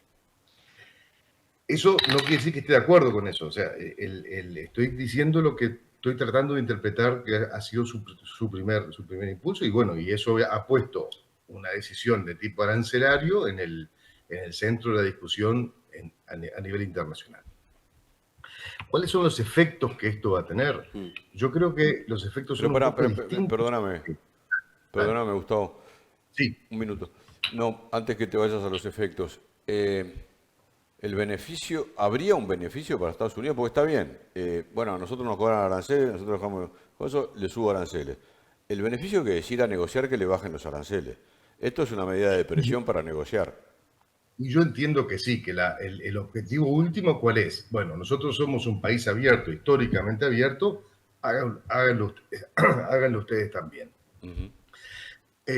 Incluso, pensá que hay algunos acuerdos que tiene Estados Unidos, como por ejemplo México, donde esencialmente ese acuerdo lo único que hace es transferir fondos de los consumidores americanos a los productores, a los industriales mexicanos. Claro. ¿Por qué? Porque si tú tenés dos países que hacen un acuerdo de libre comercio entre ellos, y lo que está pasando es que le estás vendiendo desde México a Estados Unidos cosas, automóviles, autopartes, el producto que fuera, que México no es competitivo para venderlo al resto del mundo. O sea, si él tuviera que venderlo en otras partes del mundo, no lo podría vender. Lo que estás usando es una preferencia arancelaria que te da Estados Unidos para tener esas empresas abiertas. Con lo cual, si Estados Unidos bajara el arancel a cero para otros países, estaría importando esos mismos productos que trae de México, más baratos desde otros orígenes, simplemente porque México no es competitivo. Entonces, en realidad, es un subsidio, es como si fuera un acto de generosidad de la sociedad americana, ¿verdad?, de subsidiar y darle recursos, una transferencia a los productores mexicanos y a los trabajadores mexicanos. Eso está bien. Bueno, está bien para los mexicanos, pero no para los estadounidenses que están destruyendo su riqueza financiando las ineficiencias de otro país. Nada muy distinto de lo que pasa en el Mercosur.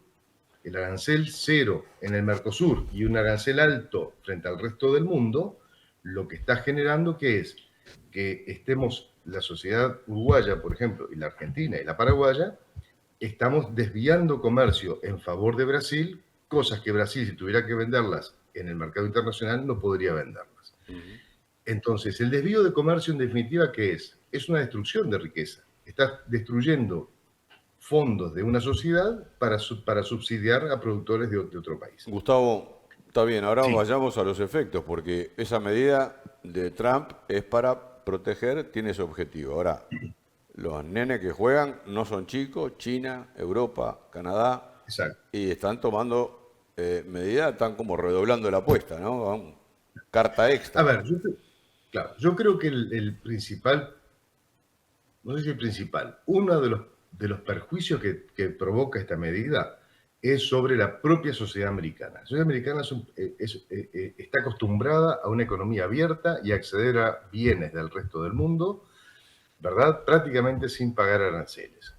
Entonces, un aumento generalizado, aun cuando sean tasas distintas, pero generalizado de aranceles, se va a reflejar sí o sí en un incremento, ¿verdad?, de los precios internos en un escalón que será el escalón determinado por esa mayor barrera arancelaria. Así que yo diría que para empezar, los primeros perjudicados de esta medida van a ser la propia sociedad americana que, siendo el consumidor más grande del mundo, como hablábamos hoy, y teniendo una balanza comercial altamente deficitaria, esto quiere decir que importa más de lo que exporta, o sea que buena parte de los bienes que consumen los americanos son de origen extranjero. Si uno eleva las barreras, punto número uno, van a pagar precios mayores porque esas barreras arancelarias cierran la economía. Por ejemplo, Al cerrarse sí. Por ejemplo, Estados Unidos es el mayor exportador de carne del mundo y el mayor importador de carne del mundo, ¿verdad? Así es. Le va a costar carísimo importar y le va a ser muy difícil exportar. Correcto. Bueno, ahí tampoco sabemos cuál va a ser el efecto neto en el precio interno, ¿no? Porque si va a poder exportar menos, eso también debería implicar una baja en las importaciones. Una baja en las importaciones, claro, exactamente. Pero pensá en términos de automóviles. En términos de automóviles, Estados Unidos es un importador neto de automóviles, ¿no? Una mayor barrera arancelaria va a encarecer los automóviles. ¿Qué es lo que va a pasar? Que un precio interno más alto del vehículo importado va a permitir que los productores locales de automóviles en Estados Unidos empiecen a producir un poco más. O sea, sustituís importación por producción local. Sí. ¿Cuál es el precio al cual pueden llegar esos automóviles producidos internamente? Y bueno, el precio internacional más el arancel, un poquito por debajo de eso para que efectivamente sean competitivos los precios. Esa es una parte donde yo no estoy claro o no tengo nítido por qué lo están haciendo. Porque en realidad el nivel de desempleo de Estados Unidos es muy bajo. Estamos hablando de desempleos históricamente bajos en Estados Unidos. Niveles salariales, el salario promedio en Estados Unidos viene creciendo en los últimos 2-3 años y lo hizo fuertemente en el primer gobierno de Trump. O sea, no están con un problema de empleo ni están con un problema de ingreso. Entonces, recalentar el mercado doméstico, digamos, con demanda de trabajo, ¿verdad? Lo único que va a hacer es que esas actividades que hoy no son competitivas con el resto del mundo, aumenten su actividad artificialmente por ese arancel, pero también la competitividad de Estados Unidos va a seguir bajando. O sea, siempre que tú cerrás la economía, ¿verdad?, terminás perjudicando a tus exportadores. El impuesto a la importación termina siendo un impuesto a la exportación, indirectamente, porque lo que haces es los factores productivos, capital y trabajo que dedicarías a actividades competitivas, las terminás reorientando, ¿verdad?, reasignando a actividades menos competitivas. Entonces, por ese lado, es complejo entender el futuro, digamos. Dale, adelante. No te quería interrumpir, pensé que había... No, porque yo si empiezo a hablar, yo sé, tampoco tenemos... Lo podemos hacer en dos partes, porque... Aquel que dicen, no hables cuando yo interrumpo. Claro, no, pensé que habías que habías completado el razonamiento, seguí nomás. Sí, esa es la parte que me resulta menos comprensible, digamos, mirándolo como un hacedor de política, digamos, ¿no? Pero los efectos en Estados Unidos hay que buscarlos por ahí, ¿verdad? Un encarecimiento de la vida y un aumento de precios en un escalón, eso no es inflación, eso es un escalón de precios relativos, ¿verdad? Y un recalentamiento del mercado de trabajo, ¿verdad? Que claramente hoy ya está en niveles muy, muy auspiciosos, ¿no? Gustavo, perdóname, pero te quería preguntar, porque esto, obviamente, la situación en Estados Unidos parece clara, la intención de Trump, veremos si tiene éxito, si no tiene éxito, cómo cierra. Pero esto conmociona, mueve el mundo, caen las bolsas. Acá hay una enorme cantidad de gente en el mundo incluso Así es. no industriales, no exportadores ni importadores, que se están viendo afectados por una situación en términos generales, globales, ¿no? Caída de Así es. papeles, caída de valores. Es tal cual. A ver, había todas las empresas que cotizan en bolsa que estaban con una estructura o un marco de política comercial de Estados Unidos, y eso les cambia radicalmente. Sí, sí, claramente A ver, si Uruguay mueve sus aranceles, Uruguay fue altamente proteccionista en la década de 40, 50 y 60. En los 90 bajó fuertemente ese proteccionismo y hoy volvemos a tener un nivel alto de proteccionismo simplemente porque el resto del mundo se fue abriendo. Claro. Pero si Uruguay sube bajo un arancel, la verdad, el mundo no se entera. No. Pero si Estados Unidos, que es la tercera parte del mundo, lo hace, claramente hay empresas que tenían armado su negocio con Estados Unidos y bueno, y le va a ir mal. No, y China Y le así- redobla la apuesta, y Europa le redobla la apuesta. Exactamente. Se entrevera mal Desde el punto de partido, vista- ¿no? claro,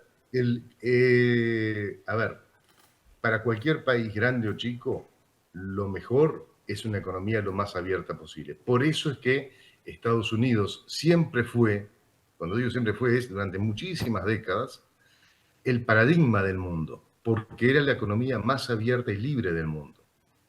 Esto es un shock increíble para la propia sociedad americana, que no está acostumbrada a escuchar estas cosas. Pero además Es un país parte de un libre y abierto. candidato que tiene una postura en general para varios temas más cerca de la derecha liberal que de la izquierda proteccionista. Su primer gobierno es confirmatorio de lo que estás diciendo. La verdad es que su primer gobierno, él gana, también hablando de la industria americana, el trabajo, todo eso. Sin embargo, su primer gobierno fue un gobierno absolutamente liberal. Bajó Claro. impuestos, bajó gasto, no movió un solo instrumento proteccionista, ¿verdad? Fue un gran gobierno para Estados Unidos. De hecho, fue tan gran gobierno que tuvimos el anterior gobierno de Biden, que claramente fue de más gasto, más deuda, mucho más intervencionista, y Estados Unidos, digamos, ha sobrevivido, ese organismo, digamos, soportó el embate socialista de Biden. Una guerra comercial claramente no parece ser el instrumento indicado, la batalla indicada para dar, porque el primero que se va a ver perjudicado es tu consumidor.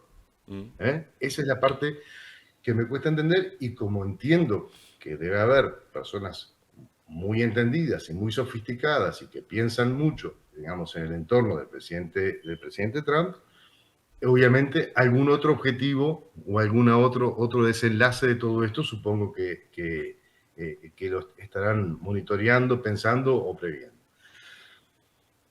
Gustavo, El objetivo, uno imagina, es Sí. un mundo libre. O sea, que hace esto para que todo el mundo diga, bueno, está bien, estamos dispuestos a abrir nuestra economía. Vamos a hacer una Vamos a cosa. ver. Si vos no disponés lo contrario, hacemos un contacto la semana que viene, porque esto no termina acá. Esto va a seguir. Absolutamente. Y profundizamos Sí, un poco sí, más encantado. y vamos viendo. Si no te Pero joroba, cómo no. te molestamos, después combinamos a ver qué día y qué hora te queda mejor. Sí, y perfecto. hacemos una Para mí un comunicación placer, nueva. Fernando. Así vamos siguiendo esto, que en algún lado nos va a pegar, porque también hay que ver cómo se mueve Uruguay dentro de este concierto, que mucho pasar no tiene, pero no sé, tiene que buscar alguna. No, pero te adelanto lo que creo que es más importante para nosotros hoy, es precisamente mirar finalmente todo esto, qué pasa en China con todo esto. Claro. Porque en definitiva, buena parte del precio de nuestros commodities lo marca el mercado chino. Sí. Y si ese mercado va a exportar menos a Estados Unidos y va a tener algún tipo de impacto recesivo en la producción de China, y eso implica menos empleo, implica menos salarios, y va a también implicar menos nivel de consumo en China, que bueno, eso claramente hoy feo. es algo que todos seguimos día a día. Pero bueno, Feíto el panorama. a la orden, Fernando, y será un gran placer estar con ustedes. No, para nosotros también, Gustavo.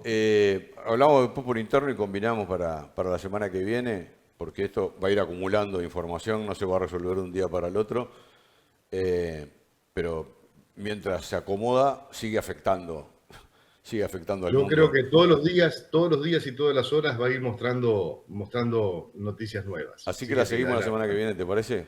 Hablamos y ¿Cómo no? Un placer. Muchísimas gracias. Un gusto de compartir A ustedes. contigo.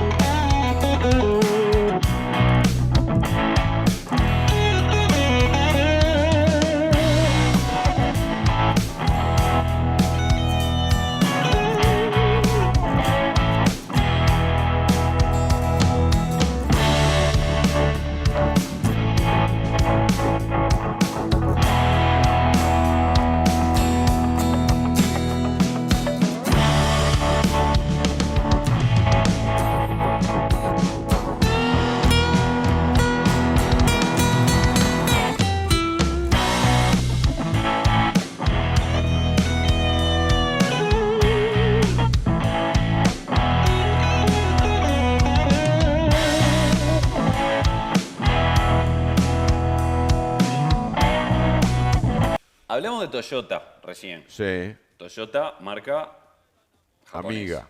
pero Sí, japonesa, además. sí. ¿Verdad?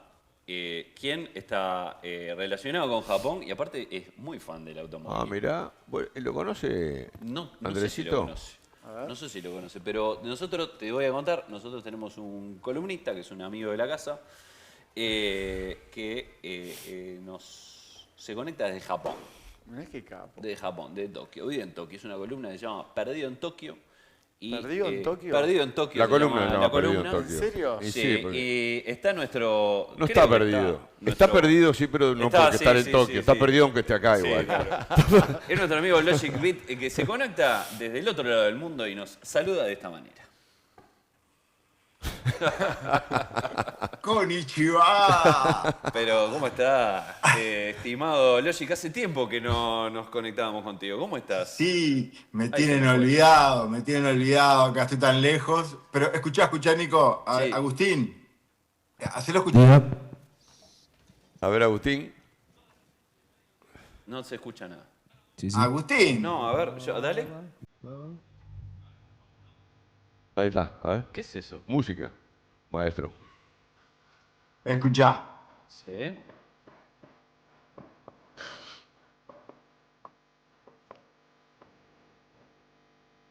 ¿Qué es esto?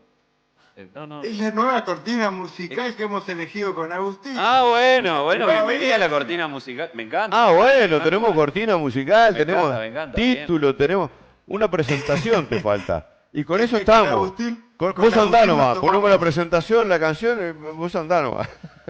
Es que con Agustín nos tomamos la libertad de cambiar la cortina porque la que había elegido Nico era un embole. Sí, era horrible. Sí. Yo no quería decir Sí. nada para no herir susceptibilidades. No, yo no tengo susceptibilidad, así que pueden herirme tranquilamente. Con lo disparate que me dice la gente acá, imagínate que si tuviera susceptibilidad estaría suicidado. Ya Sabes sabes. que Logic es DJ de música electrónica Y productor musical. y ¿Cómo productor estamos? musical. Sí. Y gran fanático Bueno. del automovilismo. ¿Qué tal, Andrés? Un gusto. Te estuve gusto. escuchando atentamente. Sí, me copa. Y la verdad que todo lo que contaste es muy interesante. La verdad que Bueno, me alegra, es algo. me En mi alegra. próxima vida voy a ser piloto. Es lo que dije siempre. Bueno, ¿por qué no? ¿Eh? Logic, estuviste hace poco en una carrera de Fórmula 1, ¿puede ser? Que yo recuerdo. El año pasado acá en Suzuka. Sí. ¿En serio? Qué lindo. qué lindo. Sí. Fui a la de Suzuka, después fui a Motegi, a la de moto también. Qué bien. Bueno, ahora corrieron ahí, la fórmula corrió ahí. Sí, qué carrera más aburrida, por favor. Puta madre. ¿Eh? Bueno, pero con un clima muy variante, ¿no? Sí. Suerte que la. Durante el fin y de ese- semana y mismo en la carrera. A ver, fue Sí, aburrida, perdón que te corte, fue aburrida porque no se pasaban, pero igualmente hubo un poquito, se venía No. por ahí. todo lo que fue la técnica y las tácticas, todo estaba entretenido, pero el resultado en la pista no se veía, ¿no? Pero bueno, no vamos a hablar más de auto porque el capitán ya... No, ya no, veo que... yo no tengo problema. Pará. Pero a mí me gusta hablar de la vida de la gente más que de auto. ¿Son muy fanáticos de los japoneses del automovilismo? ¿Hay mucha movida? Sí, por supuesto. Y acá está la Fórmula 4000, creo que es un paso antes a la Fórmula 1. Fórmula Y 3000. bueno, Fórmula 3000, ahí va, Fórmula 3000, en su momento Sí. está la Fórmula Nippon, que era muy, muy fuerte y que, como vos decís, era el paso previo a la Fórmula 1. En los 90 corría Norberto Fontana, corrió ahí.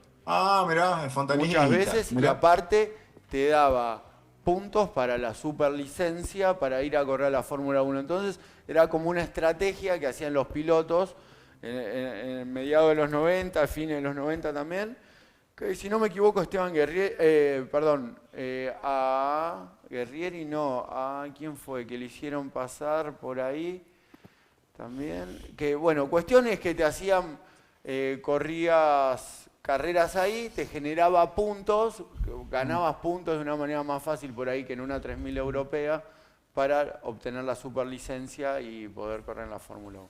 Esteban Sí, Tuero. sí. Esteban Tuero. Tuero, sí me suena Tuero, sí.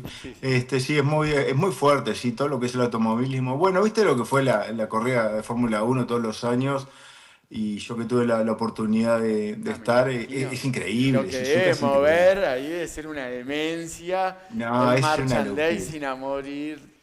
Es divino, la verdad que es divino. Bueno, si Dios quiere iremos el año que viene nuevamente. Bueno, ¿ustedes cómo andan, amigos, por ahí? Andamos bárbaro. Nosotros muy bien acá esperando el invierno. Mirá ya cómo estoy, mirá, remerita, remeruli. Sí, ya ustedes no. ¿Qué ahí- temperatura hay en Tokio ahora? No te tiré la temperatura, estamos a 16 grados hasta ahora. está fresco. 10:38 de la noche, pará. Está 16 grados, tampoco es que así. No. Ah, no. Está No divino. está para regalar nada. Decirle a Nico, Nico se deprime con el frío. Sí. Sí, aparte me olvidé de felicitarte por lo inclusivo que estás hoy, Nico, me encanta. Con X, con E. Sí. Se ve que el nuevo gobierno te ha cambiado también. Bueno, ¿qué? Sí.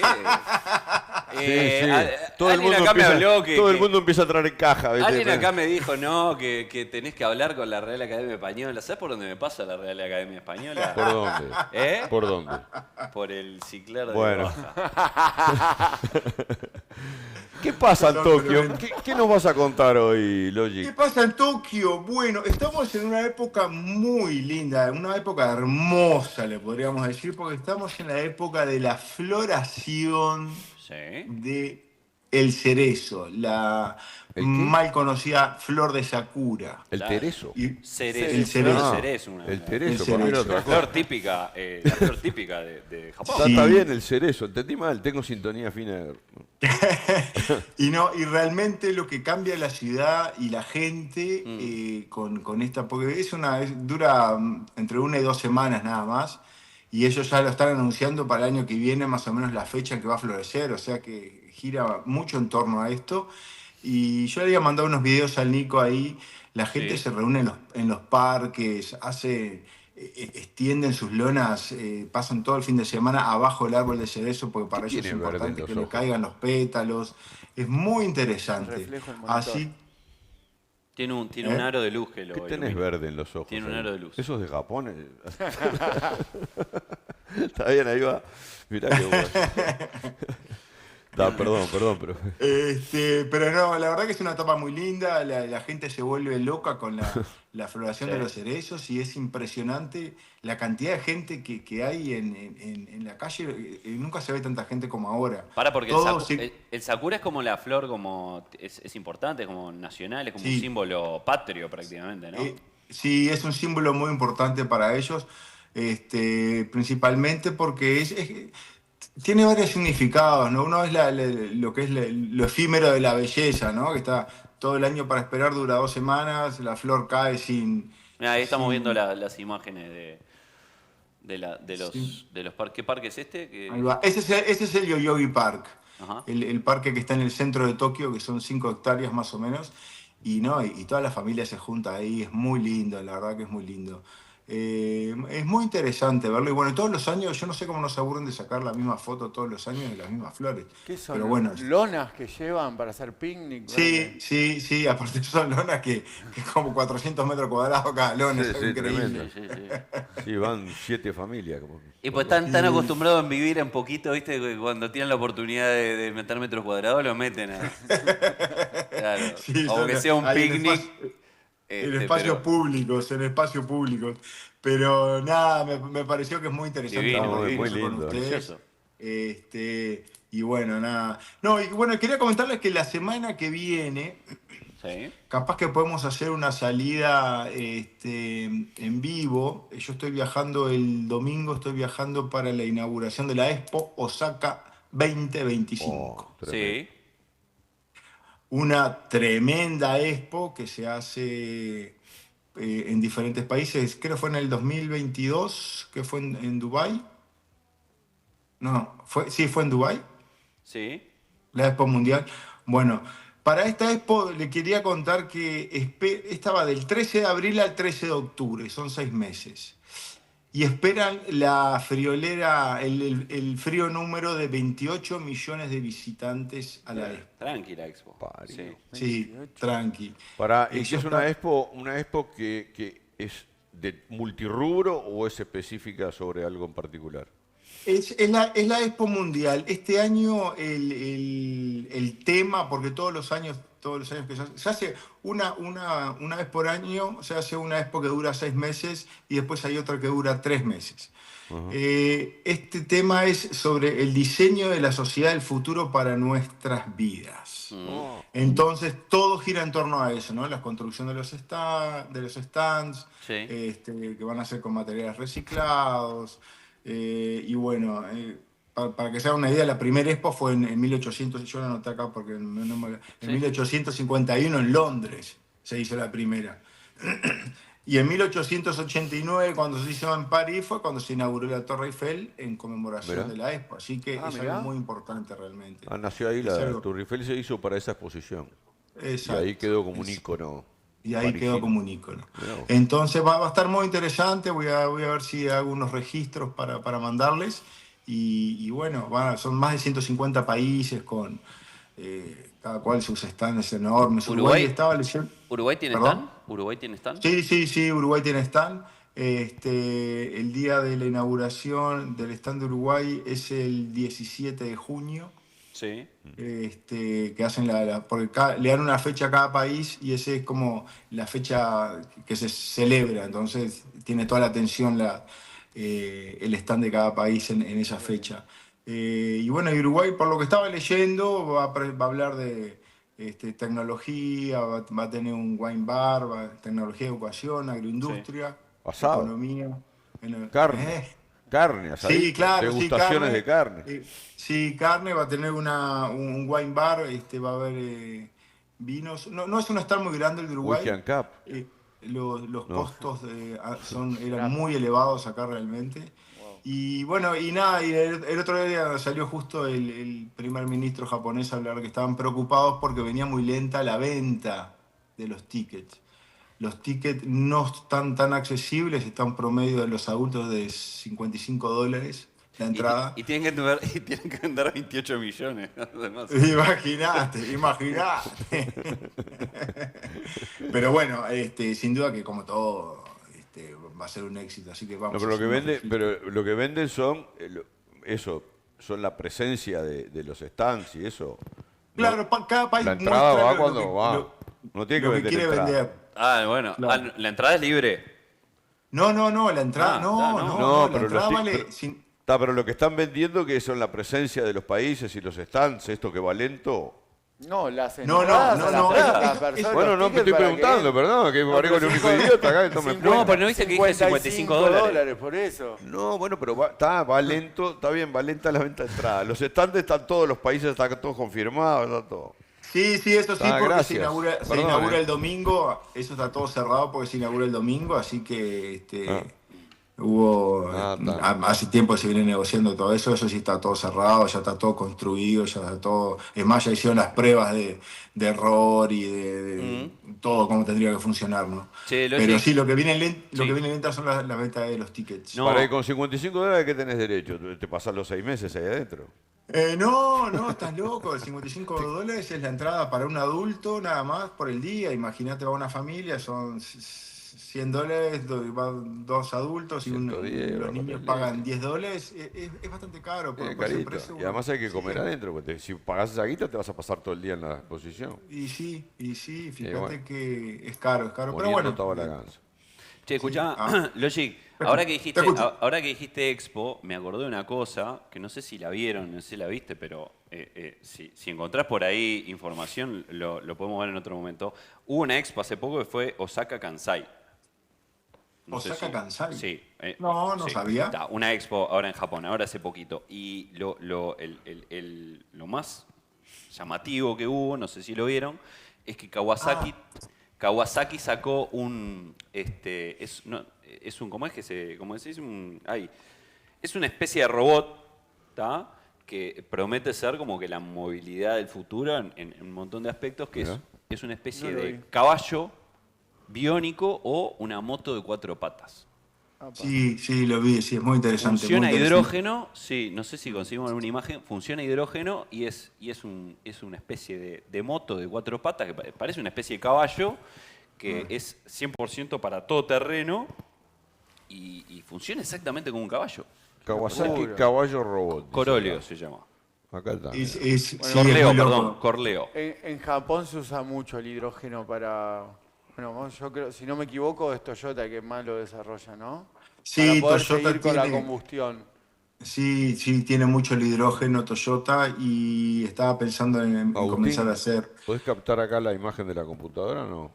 No, la ponés vos, dale. El caballo robot, lo estoy viendo acá. Es horrible. Exactamente. Es Es horrible, espantoso. sí, es horrible, pero te das cuenta que o sea, es una cosa que puede llegar a cambiar todo lo que es la movilidad, incluso en todos los terrenos, para qué el sentido? campo, para un millón Ya de te veo cosas. montando el caballo robot, Nico. Es te re espantoso, veo. pero ¿por qué cambiar toda la hidrógeno? Sí, ¿Y dónde conseguimos hidrógeno? ¿cómo conseguimos hidrógeno? Lo puedes hablar con Stepanisic. Bueno, a ver, tenés el video porque el caballo robot es brutal. Hoy vamos a seguir un poquito más porque nos podemos pasar de la hora. Nos podemos pasar El de la director nos autoriza.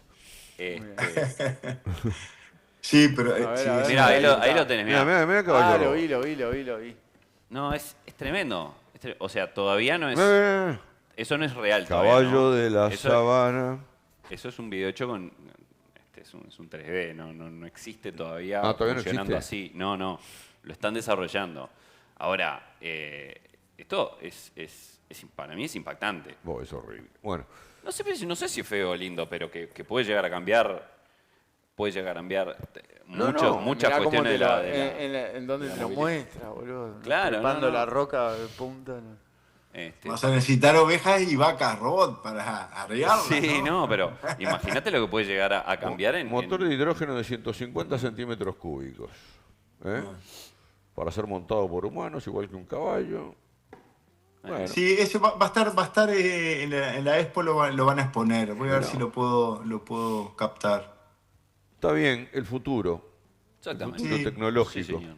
Sí, Hasta los o el caballos van a futuro, marchar. uno de esos inventos que después se olvidan ¿no? Quedan en el cajón. Imagínate No cuando, sabe- imagínate cuando después- haga la jineteada de caballo robot. ¿Eh?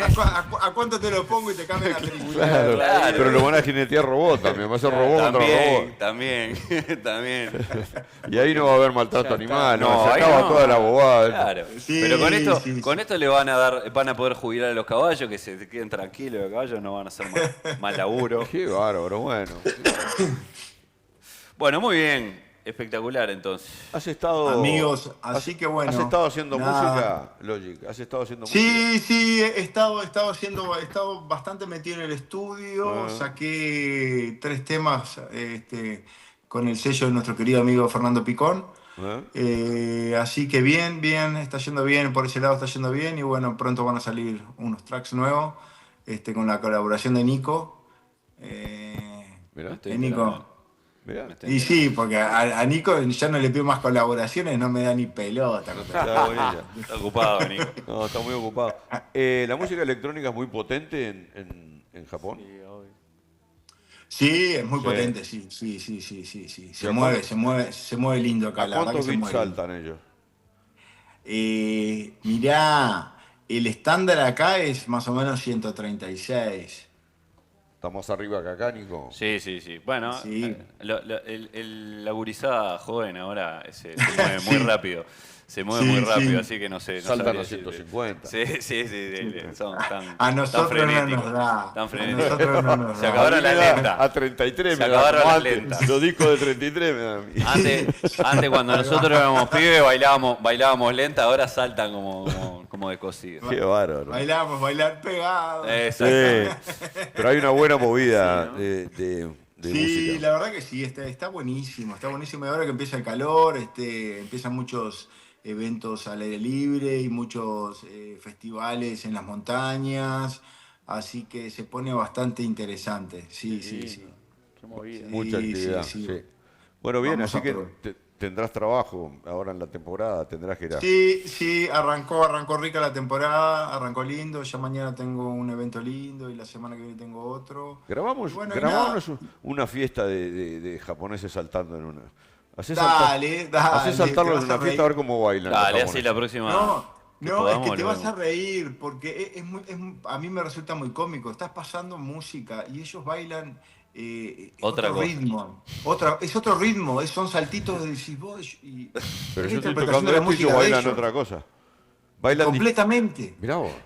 Están No, disociados. es muy loco, Fernando, porque decís vos grabar, cómo grabar. interpretan la música de ellos que, ¿no? De una forma tan diferente.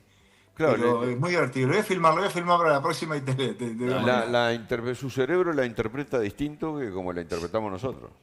Yo creo que sí, o su cerebro le transmite, no sé, a los pies. Bailan en japonés. Lo que pasa. Pero es muy raro, pero en serio, mirá que no estoy jodiendo. No, vamos a verlo, grabá un videito. Es muy en serio, dale, sí lo voy a grabar. Qué divertido. ¿Eh? Bailar en Bueno, japonés. te agradecemos un montón. Como siempre, Logic. Así gusto. que. Dale. Queridos amigos, un placer como siempre y hasta la próxima. Esperamos verte con Ichiwa. Con Ichiwa para venir, ¿no? Hasta Con la. Ichiwa para venir, cuando te recibís o cuando te vas también. Con Ichiba, cuando lo recibí. Y cuando te vas, ¿cómo te digo? Adiós. Andá acá. Hasta luego. No me acuerdo. No me acuerdo. Andá por la sombra. ¿Cómo se dice andar por la sombra en japonés? No me acuerdo. Ya me olvidé todo lo que estudié en japonés, tío, la verdad. Querido Logic, Desastre. te mandamos un abrazo y muy buenas noches. Abrazo. Un beso para todos. Abrazo. Chao, Logic. Bueno, qué fue un fenómeno.